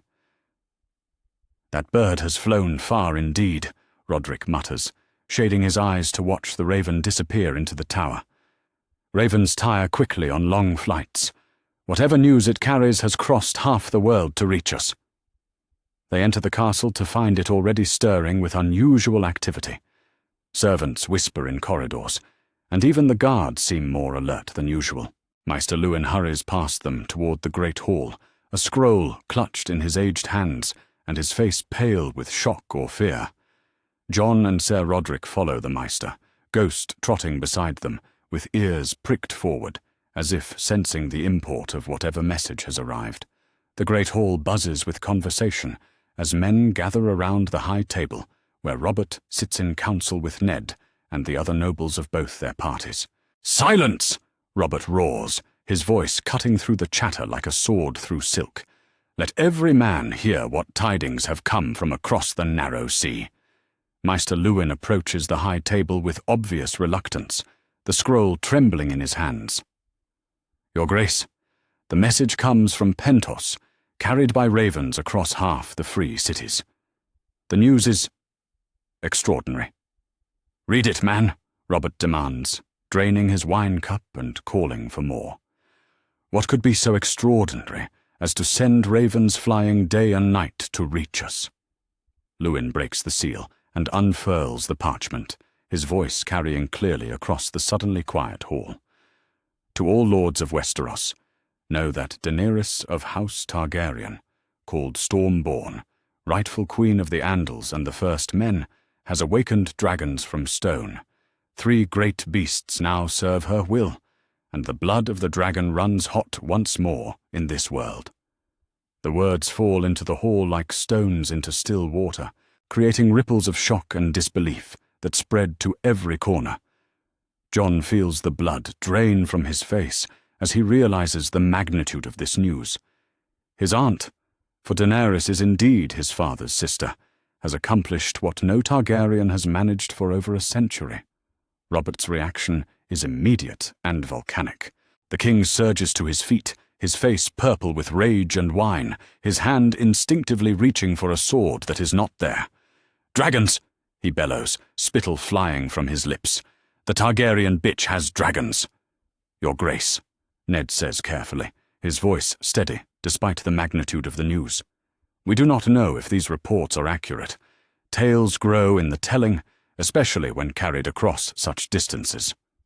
"Do we risk finding out?" Robert snarls, beginning to pace behind the high table like a caged beast. "Dragons, Ned. The same monsters that burned my ancestor Orys Baratheon, the same fire that melted Harrenhal's stones. Would you have me wait until she crosses the narrow sea with flame and blood?" The hall erupts in discussion as lords and knights debate the implications of this news. Some dismiss it as tavern tales and fishermen's stories, but others remember the power of dragons from ancient histories and songs. Jon stands frozen in the crowd, his mind racing with possibilities and terrors. If Daenerys truly has dragons, she is no longer simply the last scion of a fallen dynasty. She becomes a power that could reshape the 7 kingdoms, a rival claimant whose strength might soon rival or exceed that of any king. And if she is his aunt, if she shares his blood— "I want her dead!" Robert shouts over the noise, his fist crashing down on the table, hard enough to rattle cups and send wine splashing across the wood. "Send assassins! Send sellswords! Send the bloody faceless men if we must! I will not have dragons flying over Westeros again!" Ned's face goes ashen at his friend's words, and Jon understands why. If Robert would order the death of a Targaryen girl he has never met simply for having dragons, what would he do to a Targaryen prince living under his very nose? The danger that has always existed becomes immediate and pressing. Tyrion Lannister, seated at a lower table, catches Jon's eye across the hall. The dwarf's expression is thoughtful, calculating, and Jon realizes that Tyrion too understands how this news changes everything. Dragons make Daenerys a threat, but they also make any Targaryen infinitely more valuable as either ally or enemy. As the shouting continues and men debate impossible strategies for killing dragons they have never seen, Jon slips away from the crowd. He needs time to think, to understand what this means for his own uncertain future. Ghost follows him from the hall, the direwolf's presence a comfort in a world that has suddenly become far more complex and dangerous. They find Catelyn in Ned's solar, her face pale as she stares out the window toward the east, as if she might see dragons flying across the horizon. She turns when Jon enters, her expression mixing fear with determination. "You heard the news?" she asks simply. "Everyone heard it," Jon replies, settling into a chair while Ghost lies at his feet. "Robert's rage could be heard in the Riverlands." Catelyn nods grimly. "And now we must decide what this means for us, for you. If Daenerys truly has dragons, she becomes a factor we had not considered. She is your aunt, Jon, your father's sister. You share blood with the only other living Targaryen in the world." The implications hang heavy in the air between them. Jon could try to contact Daenerys, seek alliance with the aunt he has never known, or he could prepare to face her as a rival, another claimant to a throne that may soon have 2 Targaryen heirs competing for it. "What do you think we should do?" Jon asks, genuinely seeking her counsel. "I think," Catelyn says slowly, "that we may need to reveal your identity sooner than we planned. Robert's reaction to news of dragons shows us exactly what he would do if he discovered another Targaryen. But if Daenerys comes west with fire and blood, you may be the only legitimate claimant who could unite the realm against her." The words chill Jon to his bones. The quiet life he once imagined at the Wall grows more impossible with each passing hour. Events beyond his control are forcing him toward a destiny he never wanted, a throne he never sought, and a conflict with blood kin he has never met. Ghost raises his great head and looks toward the window, as if the dire wolf too can sense the changes coming on distant winds. In the far east, dragons fly again. In Winterfell, a bastard boy learns he may be the only king who can stand against them. The Game of Thrones has taken a new and terrifying turn, and Jon Snow, Aegon Targaryen, finds himself at the center of forces that will reshape the world. The candlelight flickers in Ned's solar as he hunches over parchment and ink, his weathered hands moving carefully across the page. The letter he composes will change the course of history, but each word must be chosen with the precision of a master swordsmith forging steel. One mistake, one careless phrase, and the message could fall into the wrong hands and doom them all. "To Daenerys of House Targaryen," Ned writes, his script careful and deliberate, "know that you are not the last of your blood. Your brother Rhaegar's son lives, raised in the north, under the protection of Stark honor. The boy you knew nothing of has grown into a man worthy of his father's name and his mother's love." He pauses, dipping his quill again, considering how much truth to reveal in words that will cross half the world. Too little, and Daenerys will dismiss the letter as the ravings of a pretender. Too much, and any intercepted message will spell death for Jon and disaster for House Stark. Maester Luwin enters quietly, his chain clinking softly as he approaches the desk. The old man's eyes are red with sleeplessness, and his usual composed demeanor shows cracks of worry and fear. Since learning of Jon's true parentage, he has aged years in days. "The ravens are prepared, my lord," Lewin says quietly. "I have selected our most reliable birds, those trained for the longest flights. But I must ask again, are you certain this message should be sent? Once it leaves Winterfell, we cannot control where it leads." Ned sets down his quill and looks up at the man who has served House Stark faithfully for decades. "What choice do we have, old friend? Robert's suspicions grow by the hour. Yesterday he questioned me again about Jon's mother, pressing harder than ever before. If we do nothing, his rage may discover the truth in the worst possible way. And if Daenerys receives your message and chooses to see Jon as a rival rather than kin?" Lewin asks. "Dragons care little for family bonds when thrones are at stake." The question hangs heavy in the smoky air. Ned has wrestled with this possibility through long hours of the night, weighing the risks of action against the certainty of disaster if they remain passive. Then at least Jon will face his fate with the truth known and allies at his side. Better to die as Aegon Targaryen than to live as Jon Snow while Robert's axe hangs over his neck. Lewin nods slowly, understanding the impossible choice his lord has made. The message will go out with the dawn, carried by 3 ravens to 3 different routes. If the gods are good, at least one will reach her. As the Maester departs to prepare the birds, Ned returns to his letter. The next lines are the most dangerous, the ones that reveal everything and place all their lives in Daenerys Targaryen's hands. "The boy carries proof of his legitimacy," he continues writing. "Items that belonged to Rhaegar, evidence of the marriage that Robert's histories refuse to acknowledge. He is no bastard pretender, but your rightful nephew, raised in secret to protect him from the usurper's wrath. The North has sheltered him as promised, but events now require that greater powers know of his existence." In the courtyard below, Jon spars with Ser Rodrik under Ghost's watchful eyes. Even through the thick stone walls, Ned can hear the ring of steel on steel, the sharp commands of the Master-at-Arms, and Jon's responses growing more confident with each exchange. The boy carries himself differently now, with the bearing of one who knows his true worth. "Strike with authority," Roderick's voice carries up from the yard. "A king's blade must inspire fear in his enemies and confidence in his followers. Again." Ned smiles grimly at the words. Jon has taken to his royal education with the same determination he once brought to bastards' lessons, but now purpose drives him rather than mere desire to prove himself.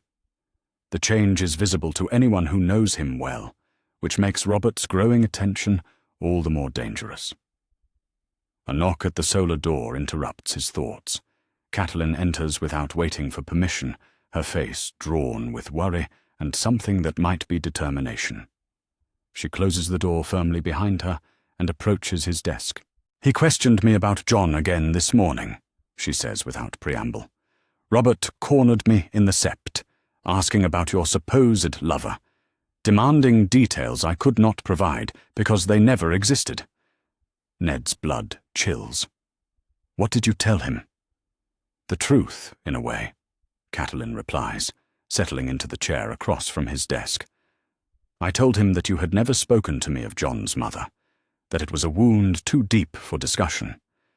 But Ned, he is not satisfied with silence anymore. His suspicions have grown beyond mere curiosity." She reaches across the desk and touches his hand, her fingers cold despite the warmth of the fire. "We cannot maintain this deception much longer. Robert sees enemies and threats everywhere since news of the dragons reached us. If he begins to suspect Jon is more than your bastard son, he will demand proof," Ned finishes grimly. "And when we cannot provide the mother he expects, he will dig deeper until he finds the truth we have hidden." They sit in silence for a moment, both understanding that their careful plans are crumbling under the weight of Robert's paranoia and suspicion. The king who was once Ned's dearest friend has become their greatest threat, and the boy they sought to protect may be forced into the light sooner than anyone hoped. "I am writing to Daenerys," Ned says finally, showing her the unfinished letter. If she has dragons, she has power enough to challenge Robert. Jon may need her as an ally, rather than hiding from her as an enemy. Catelyn reads the carefully crafted words, her expression growing more troubled with each line. This is dangerous beyond measure, Ned. You are playing a game with pieces we do not understand, against opponents whose minds we cannot fathom. All our choices are dangerous now, Ned replies. The only question is which path offers Jon the best chance of survival. Before Catelyn can respond, urgent footsteps echo in the corridor outside. The solar door bursts open without ceremony as Robb enters, his face flushed with exertion and alarm. Behind him comes Theon Greyjoy, the Ironborn's expression unusually serious. "Father," Robb says breathlessly, "the king is looking for you. He is in a rage about something, calling for wine and demanding to speak with you immediately. Theon heard him ranting about bastards and lies." Ned feels his heart sink as he realizes their time has run out. Robert's suspicions have reached the breaking point, and confrontation can no longer be avoided. He looks down at his unfinished letter to Daenerys, knowing it may never be completed. "Where is Jon?" he asks urgently. "Still in the yard with Sir Roderick," Theon replies. "But the king asked about him specifically, my lord. He wants to know why the boy has not yet departed for the wall." Catelyn stands quickly, her face pale with understanding. "We are out of time, Ned. If Robert confronts Jon directly, if he demands answers the boy cannot give, then we make our choice, here and now," Ned says, rising from his chair and moving to the window. Below in the courtyard, Jon executes a perfect combination of strikes, his blade work displaying the skill and confidence of a true warrior. Ghost paces the edge of the practice area, the dire wolf's agitation visible even from this height. Ned turns back to his family, seeing his own fear reflected in their faces. "We tell the truth, all of it. Tonight, before the evening meal, we gather everyone of importance in the Great Hall. Jon's identity will be revealed, and we will face whatever consequences follow." "Robert will call for his death," Catelyn says quietly. "Perhaps," Ned agrees. "But he will also see that Jon has the support of the North, and that killing him would mean war with every lord from the Wall to the Neck. Robert may be many things, but he is not fool enough to start a civil war over old grudges." Robb steps forward, his young face set with determination that reminds Ned powerfully of his own father. "Whatever happens, Jon has our support. He is our brother, our king, and we will stand with him." The words settle over the solar like an oath spoken before the old gods. In a few hours Jon Snow will cease to exist, and Aegon Targaryen will step into the light. The Seven Kingdoms will learn that another dragon lives, one raised with northern honor and southern courtesy, one who may unite the realm or tear it apart. Outside, the practice session continues, steel ringing on steel, as Jon prepares for a destiny he is only beginning to understand. Ghost's howl echoes across Winterfell's ancient stones, as if the direwolf too knows that everything is about to change. Ned looks once more at his unfinished letter to Daenerys, then carefully folds it and places it in his doublet. Perhaps there will be time to complete it after tonight's revelations. Perhaps Jon will have the chance to know his aunt as an ally, rather than face her as an enemy. But first, he must survive the revelation of his true name to a king whose hatred for Targaryens burns hotter than dragonfire. The Game of Thrones is about to claim its newest player, ready or not. The Great Hall of Winterfell has not seen such a gathering in living memory. Every lord of the North who rides with Robert's party fills the benches, their faces curious and concerned as they answer Ned Stark's urgent summons. The royal party occupies the high table, Robert sprawling in his chair with wine already staining his beard, Cersei beautiful and cold as winter ice, Jaime resplendent in his white cloak and golden armor. Tyrion sits apart from his siblings, his mismatched eyes sharp with anticipation as he watches Ned approach the center of the hall. The dwarf alone among the gathered nobles seems to understand that history will be made tonight. that the words spoken in this ancient hall will echo through the ages. Jon stands with his family near the great hearth, ghost at his side like a pale shadow. The direwolf's red eyes reflect the firelight as they scan the assembled crowd, sensing the tension that crackles through the air like lightning before a storm. Jon's hand rests on his sword hilt, not from any thought of violence, but from nervous habit learned through years of training. "My lords," Ned begins, his voice carrying clearly through the hall despite its measured tone. "I have called you here tonight to witness a revelation that will change the course of the Seven Kingdoms. What I am about to tell you has been hidden for 15 years, protected by oath and necessity, but the time for secrets has passed." Robert leans forward in his chair, wine cup forgotten, as suspicion sharpens his features. "What game are you playing, Ned? Speak plainly or not at all." Ned reaches into his doublet and withdraws the letter that has changed everything, the parchment crackling in the sudden silence. 15 years ago, in a tower in Dawn, my sister Lyanna lay dying from birthing a child. With her last breath, she made me swear to protect that child from those who would see him dead, for the crime of his parentage. The hall erupts in whispers as men lean forward to catch every word. Cersei's green eyes narrow with calculation, while Jaime's hand moves instinctively to his sword hilt. Only Robert remains perfectly still, his face growing pale as understanding begins to dawn. "The child lived," Ned continues, his voice growing stronger with each word. "I brought him home to Winterfell and claimed him as my bastard son, letting the realm believe I had dishonored my marriage for a single night of passion. But Jon Snow is no bastard born of weakness and lust." He turns toward Jon, extending his hand in invitation. "The moment has come, the crossroads where bastard becomes king and lies become truth." Jon steps forward, Ghost padding silently beside him, and faces the assembled nobles with his shoulders squared and his head high. "Jon Snow is the son of Lyanna Stark and Prince Rhaegar Targaryen," Ned declares, his words falling into the hall like stones into still water. "Born of love, not rape, legitimized by marriage, not stained by bastardy. He is Aegon Targaryen, 6th of his name, rightful king of the Andals, the Rhoynar, and the First Men." The silence that follows is absolute, broken only by the crackling of fires and the distant howl of wind through Winterfell's ancient stones. Then Robert explodes from his chair like a man struck by lightning, his face purple with rage and disbelief.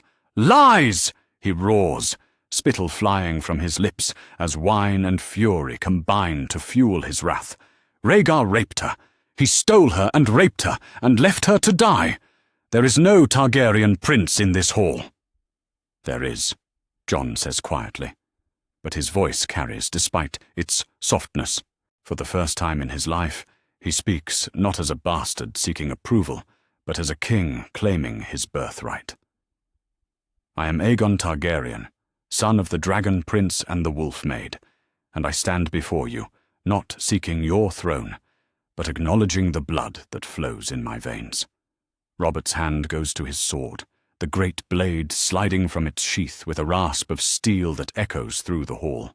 "I killed Rhaegar on the trident. I crushed his chest with my warhammer. I will not suffer his spawn to live." But before the king can take another step, a dozen northern lords rise from their benches with their own blades drawn. Lord Karstark, Lord Umber, Lord Mormont, men who have served House Stark for generations, stand ready to defend the boy they have watched grow from child to man. "You will not touch him," Lord Umber growls, his massive frame blocking Robert's path to Jon. Dragon blood or wolf blood, he was raised a Stark, and the North protects its own. Jaime Lannister draws his golden sword with liquid grace, moving to stand beside his king. "Stand down, my lords. You draw steel on your rightful king." "Do we?" asks Lord Karstark, his blade steady as stone. "Or do we look upon a usurper who stole his throne through rebellion and now seeks to murder the rightful heir?" The hall trembles on the edge of violence, 40 men with drawn swords, choosing sides in a conflict that could tear the realm apart. Ghost bares his teeth at the scent of aggression, a low growl rumbling from his throat as he positions himself between Jon and potential threats. "Stop this madness!"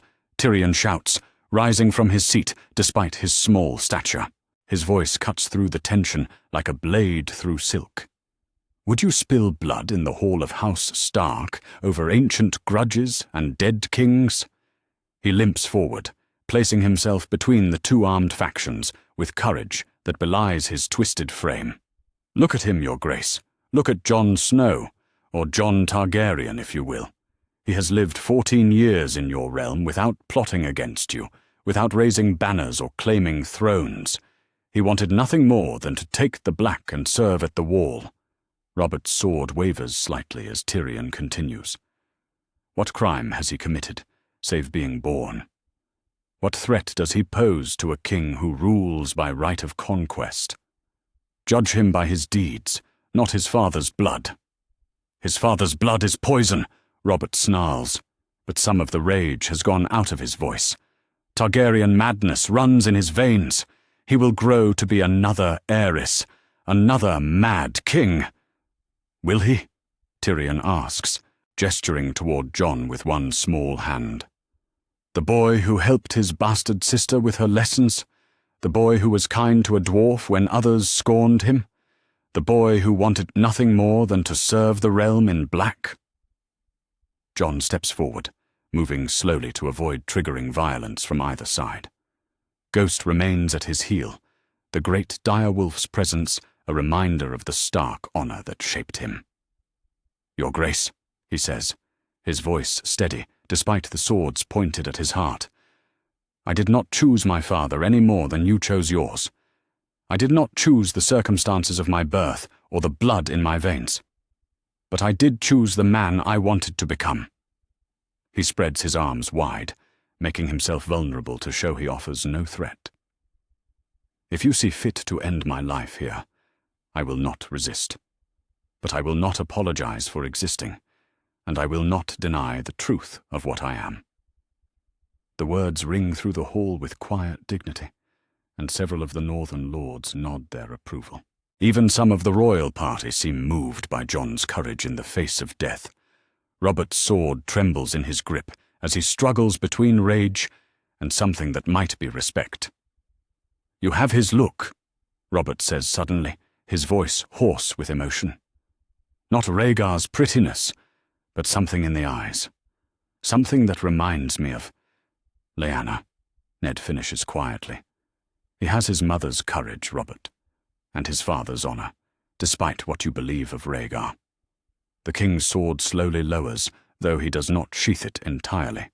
His eyes remain fixed on Jon's face, searching for something only he can see. Around the hall, men hold their breath and wait for a decision that will reshape the Seven Kingdoms. Cersei breaks the silence with a voice like poisoned honey. How convenient that this revelation comes just as dragons return to the world. Does the boy hope to call his aunt to his aid? Does he dream of ruling through fire and blood? "I dream of serving the realm," Jon replies simply. "As a Stark, as a Targaryen, or as Jon Snow, if that is what you require. The name matters less than the duty."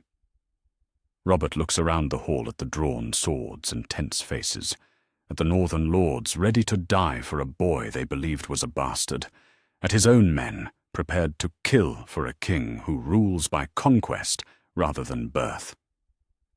The weight of 15 years of friendship with Ned Stark wars against 15 years of hatred for all things Targaryen. "Lower your swords," he commands finally, his voice weary beyond his years. "All of you, lower your blades. There has been enough blood spilled over the sins of dead princes and the dreams of living ones." Steel slides back into sheaths with the whisper of metal on leather, but the tension remains thick as smoke. Robert sheathes his own sword and slumps back into his chair, suddenly looking older than his 36 years. "You want to know what I see when I look at you, boy?" he asks Jon. "I see the war that killed my love, the madness that burned my grandfather, the crown that has brought nothing but pain to everyone who has worn it. But I also see Ned Stark's honor looking back at me, and that gives me pause. The hall waits in breathless silence as the King of the Seven Kingdoms contemplates the rightful heir standing before him. In this moment, the fate of the realm hangs on the words of a drunken king and the courage of a bastard prince who never wanted to be either. The great hall holds its breath as Robert Baratheon stares at Jon, wrestling with 15 years of hatred and an equal measure of love for the man who raised this Targaryen prince as his own son. The king's weathered hands grip the arms of his chair so tightly his knuckles show white, and sweat beads on his forehead, despite the winter chill that seeps through Winterfell's ancient stones. Ghost senses the moment's importance with an animal's instinct for danger and pack loyalty. The great dire wolf steps forward, placing himself directly between Jon and the king, his massive frame a living barrier of white fur and gleaming fangs. But instead of showing aggression, Ghost lowers himself to the floor in a gesture that somehow manages to be both submissive and protective. The sight stops Robert cold. His blue eyes, bloodshot with wine and rage, focus on the direwolf with sudden recognition. "Gods!" he whispers, his voice barely audible across the silent hall. He looks just like the wolf Lyanna used to feed in the Godswood. She would sit for hours, singing to it, brushing its fur. The memory breaks something inside the king's chest. His shoulders sag as if a great weight has settled upon them, and when he looks at Jon again, his expression has changed completely. The murderous rage is still there, but now it wars with something softer, something that remembers a girl who loved wolves and winter roses. "She died because of him," Robert says, but the words lack their earlier venom. "She died birthing Rhaegar's child, and I have hated that truth for 15 years. She died bringing life into the world," Ned corrects gently, moving to stand beside Jon with his hand on his nephew's shoulder. "She died knowing her son would live, that House Targaryen would continue through her blood and Stark honor." Robert rises from his chair with the careful movements of a man whose joints ache with old wounds and older grief. He takes a step toward Jon, then another, until he stands close enough to see the details of the young man's face. Ghost remains perfectly still between them, a white guardian ready to defend his master, but not yet provoked to violence. "You have her eyes," Robert says suddenly, his voice thick with emotion. "Not the color, but the way they see the world. She always looked at people like you're looking at me now, seeing not what they were, but what they could become." Jon meets the king's gaze steadily, showing neither fear nor defiance but simple honesty. "I would have liked to know her, Your Grace. Lord Stark has told me she was brave and kind, that she loved her family above all else." "She was," Robert agrees, and for a moment the years fall away from his face.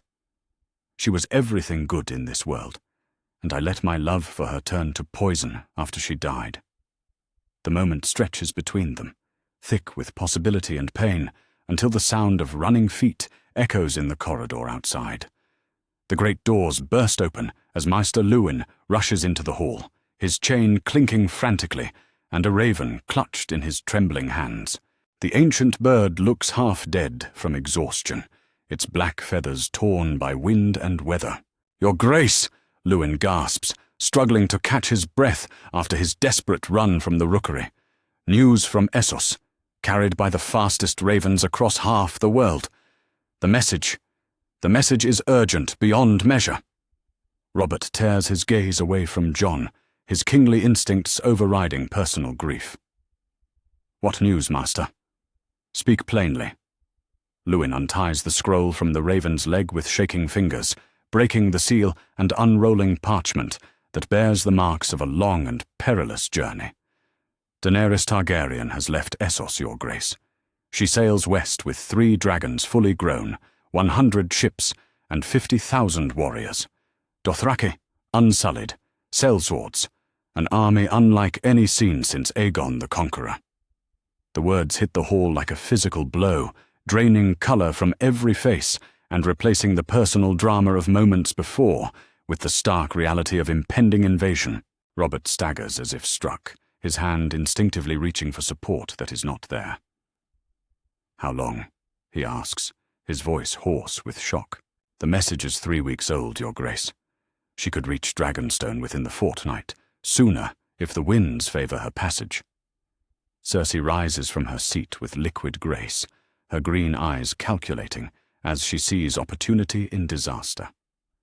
"This changes everything, husband. A Targaryen invasion with dragons at its head. The realm faces its greatest threat since the conquest." "Indeed," Jaime agrees, his golden sword still loose in its sheath as he moves to support his sister's position. "Your Grace must unite the 7 kingdoms against this threat. Personal grievances must be set aside for the greater good." But it is Tyrion who speaks the truth everyone else fears to voice. The realm needs every ally it can find, every sword that can be raised, every claim that can be legitimized to stand against 3 dragons. His mismatched eyes fix on Jon with sharp intelligence. Including, perhaps, the claim of the nephew she believes she stands alone in carrying Targaryen blood. The implication hangs in the air like smoke from a funeral pyre. Jon, rightful king by blood and law, could serve as either rival or ally to his dragon-riding aunt. The choice that seemed personal moments ago now carries the weight of the realm's survival.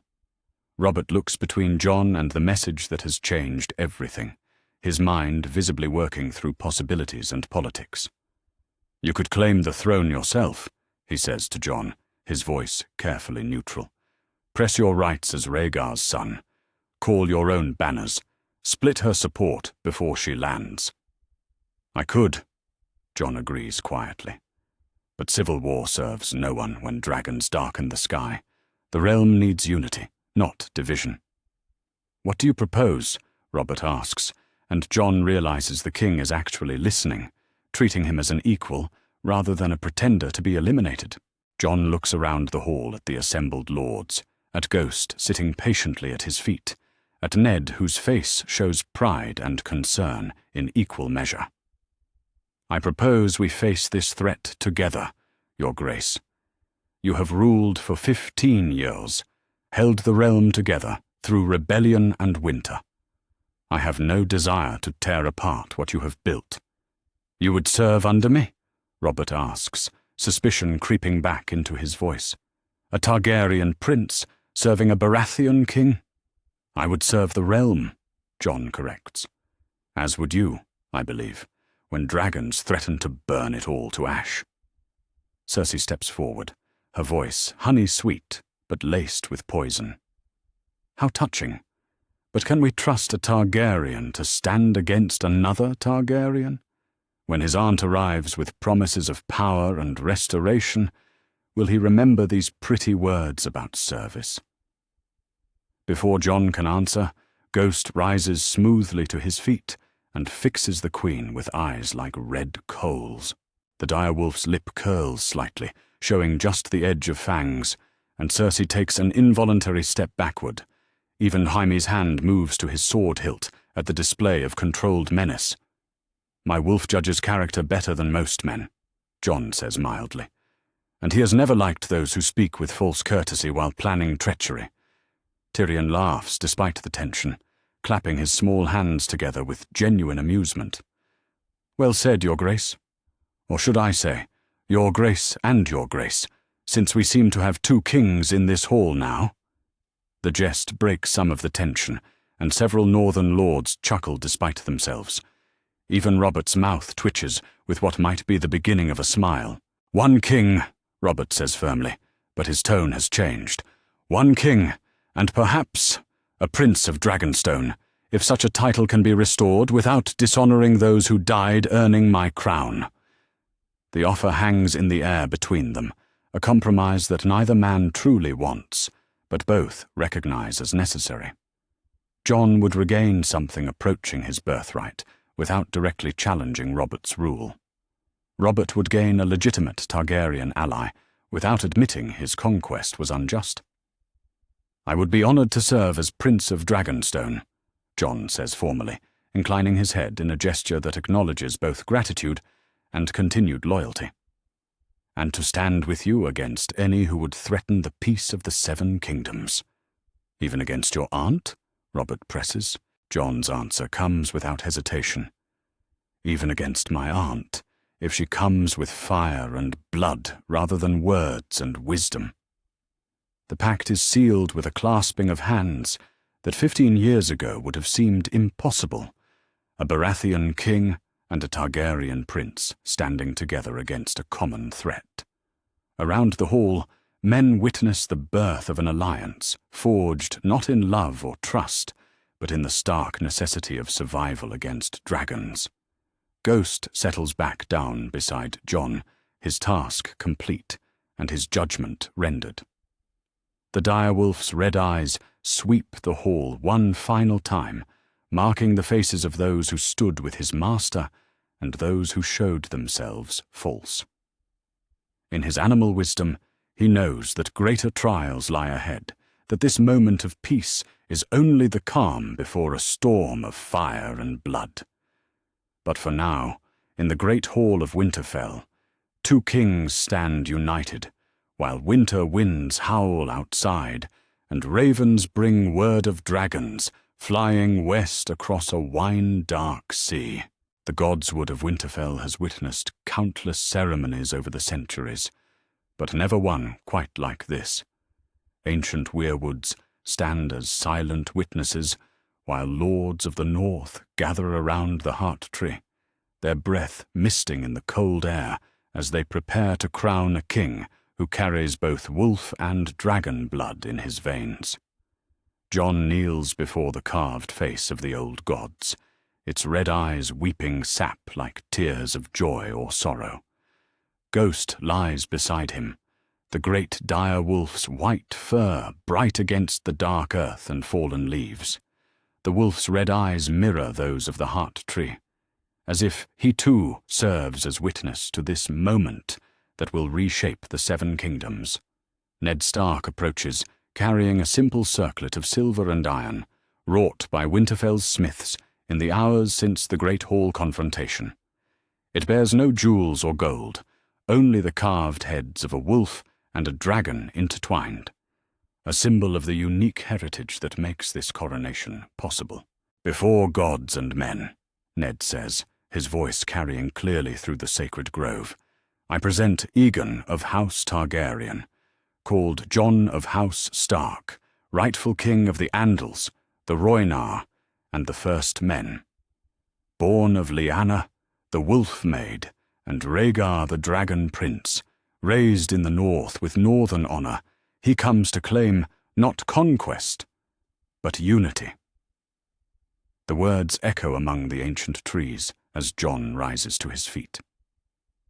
At 15 years old, for he has aged these past days under the weight of destiny, he carries himself with a dignity that would have seemed impossible in the bastard boy who wanted nothing more than to serve at the wall. "I, Aegon Targaryen, 6th of his name," Jon says, his voice steady despite the magnitude of the moment, "do solemnly swear before the old gods and the new to guard the realm against all enemies, to protect the innocent, to defend the weak, and to rule with justice tempered by mercy." Ned places the circlet upon Jon's dark hair, and the transformation is complete. No longer Jon Snow the bastard, no longer even Jon the hidden prince, but Aegon Targaryen, king of Westeros, chosen by necessity and crowned by northern tradition. One by one, the lords of the north approach to bend the knee. Lord Umber, massive and gruff, is the first to speak the ancient words. "The north remembers your grace, and we remember that you are one of us, no matter what southern crown you wear." Lord Karstark follows, his weathered face grave with understanding. "Dragon or wolf, king or bastard, you have our loyalty earned through years of honor. not bought with promises of gold. Even Robert Baratheon steps forward, though his knee bends stiffly and his words come with obvious effort.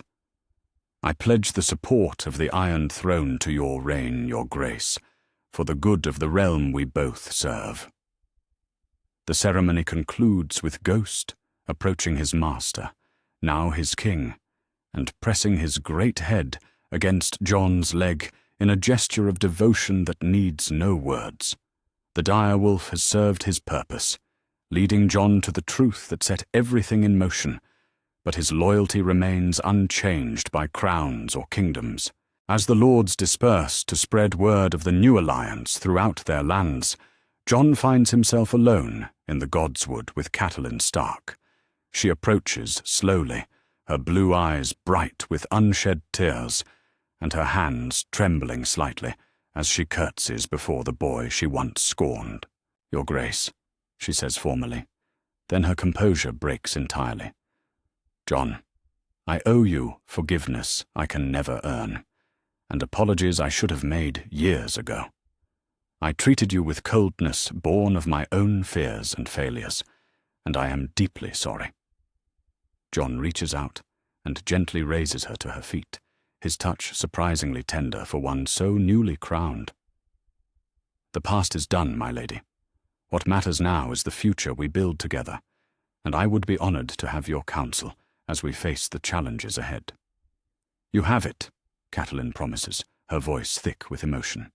"You have my loyalty, my support, and whatever love I can offer to make amends for the love I withheld." They are interrupted by the arrival of Tyrion Lannister, who approaches with his characteristic rolling gait and a leather satchel slung over his shoulder. The dwarf offers an elaborate bow that manages to be both respectful and slightly mocking.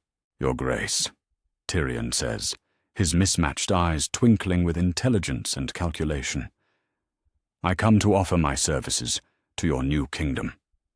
A king needs advisors, and I have some small experience in the arts of governance and war." Jon studies the dwarf who has already proven himself an ally in dangerous times. "What position would you seek in my court, Lord Tyrion?" "Hand of the king, if you'll have me," Tyrion replies without hesitation. "I bring connections throughout the realm, knowledge of King's Landing's politics, and resources from Casterly Rock that could prove useful in the trials ahead. The offer is both generous and dangerous. Accepting Tyrion as hand would bind the Lannisters to his cause, but also risk the dwarf's own schemes and ambitions." Jon considers for a moment, then nods his acceptance. "Rise, Lord Tyrion Lannister, hand of the king. May your counsel prove as valuable as your friendship."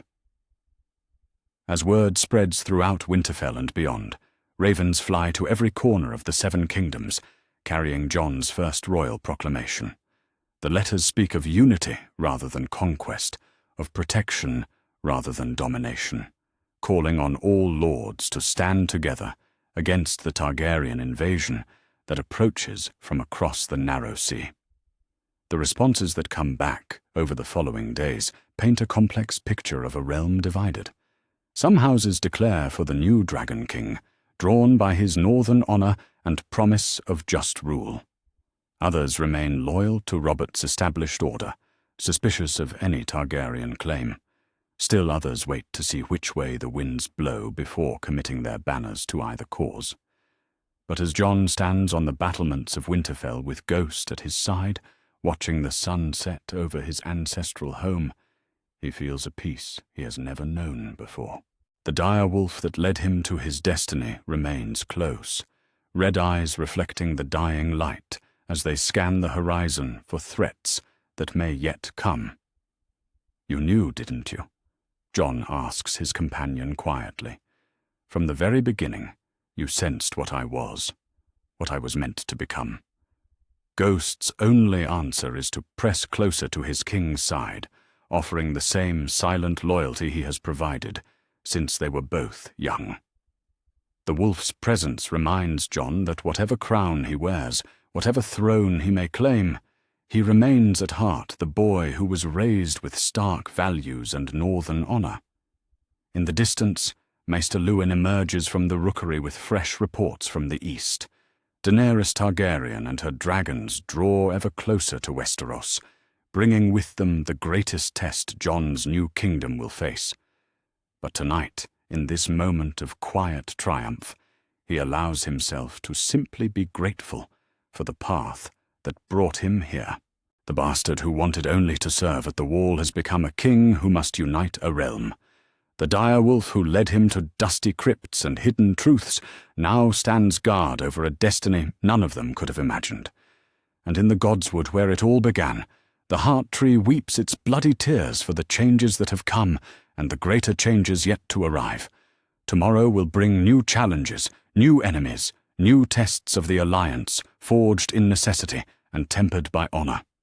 But tonight, Aegon Targaryen, sixth of his name, stands ready to face whatever comes, with a direwolf at his side and the strength of the North behind him. That's our theory. Westeros is a land filled with exciting stories and possibilities, and we love exploring them. If you want to accompany us on this journey across the Seven Kingdoms and beyond, then please like, share, and subscribe to our channel. April 22nd, 2026, 12:20:43. Glob. Pattern. /projects/Game of Thrones. What if /*. April 22nd, 2026, 12:20:46. Glob. Pattern. ***/*game. *Thrones. April 22nd, 2026, 12:20:51. Bash. Command. Find. Type F-. Name. \pipehead -20. Description. List files in current directory structure. April 22nd, 2026, 12:20:54. Read. File _path. /users /shadow /desktop /compiled binaries /Claude code generation file 2 /output files /Game of Thrones. What if -2 hours -12 characters /video #27 script I1 Q /project guide Game of Thrones what if v1.json April 22nd, 2026, 12:20:57. Read file _path /users /shadow /desktop /compiled binaries /Claude code at generation first 2 /output files /Game of Thrones at what if -2 hours -12 characters /> video number 27 script I1 Q /titles .txt April 22nd, 2026, 12:21:04. Tool search. Query. Select web search. Max _results 1. April 22nd, 2026, 12:21:17. Web search. Query. Winterfell Crypts Secrets. Lyanna Stark Tomb. Jon Snow Parentage R+L equals J Theory Game of Thrones. April 22nd, 2026, 12:21:30. Web search. Query. Ghost Direwolf Jon Snow Bond Supernatural Abilities Game of Thrones timeline when Jon could discover parentage. April 22nd, 2026, 12:21:42. Web search. Query. Jon Snow. Winterfell timeline before going to Wall Night's Watch Ghost Discovery Crypts Game of Thrones Season 1. April 22nd, 2026, 12:23:21. Write file _path /users /shadow /desktop compiled binaries /Claude code generation by 2 /output files /Game of Thrones. What if 2 hours 12 chapters // video number 27 script I1Q /outline.md content. What if Ghost led Jon Snow to the truth in Winterfell's Crypts. Video outline, 12 chapters, 100,000 characters. April 22nd, 2026, 12:24:47. Right, file_path, /users /shadow /desktop /compiled binaries /Claude code, generation via 2 /output files /Game of Thrones, what if, 2 hours, 12 characters / video number 27, script I1, Q / chapter 1 .txt content. What if Ghost led Jon Snow to the truth in Winterfell's Crypts? Let's explore the depths of it in the video. April 22nd, 2026, 12:26:01. Right, file_path,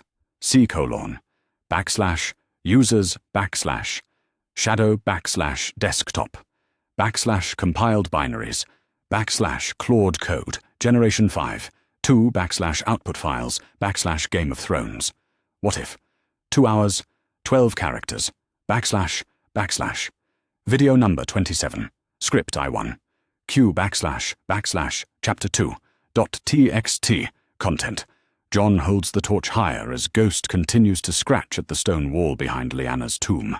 The scraping April 22nd, 2026, 12:27:27. Right, file_path, /users /shadow /desktop compiled binaries /Claude code, generation file 2 /output files /Game of Thrones. What if 2 hours, 12 characters / video number 27, script I1 Q / chapter 3 .txt quote, comma, quote, content, quote, colon, quote. Ghost moves to the largest niche carved into the chamber wall, where several wrapped bundles rest in the shadows. April 22nd, 2026, 12:28:54. Right, file_path, /users /shadow /desktop compiled binaries /Claude code, generation via 2 /output files /Game of Thrones, what if, 2 hours, 12 characters / video number 27, script I1, Q / chapter 4 .txt content. Jon slips through the corridors of Winterfell as the first light of dawn creeps through the windows. The Wrapped, April 22nd, 2026, 12:30:17. Right, file_path, /users /shadow /desktop compiled binaries /Claude code, generation for v 2 /output files /Game of Thrones. What if, 2 hours, 12 characters / video number 27, script I1, Q / chapter 5 .txt content. Ned's hands shake as he lowers the letter, and for a long moment father and son stand in silence beneath the here. April 22nd, 2026, 12:31:52. Right, file_path, /users /shadow /desktop compiled binaries /Claude code, generation 5, 2 /output files /Game of Thrones. What if, 2 hours, 12 chapters /. Video number 27, script I1, Q / chapter 6 .txt content. The evening meal passes in a haze of forced normalcy. Jon sits at the far end of the table, as he always has. Pick April 22nd, 2026, 12:33:28. Right, file_path, /users /shadow /desktop compiled binaries /Claude code, generation to 5, 2 /output files /Game of Thrones. What if, 2 hours, 12 characters backslash, video number 27, script I1, Q, backslash, backslash, chapter 7, .txt, content. The morning sun streams through the windows of Winterfell's great hall as Robert Baratheon breaks his fast, with C, April 22nd, 2026, 12:35:03.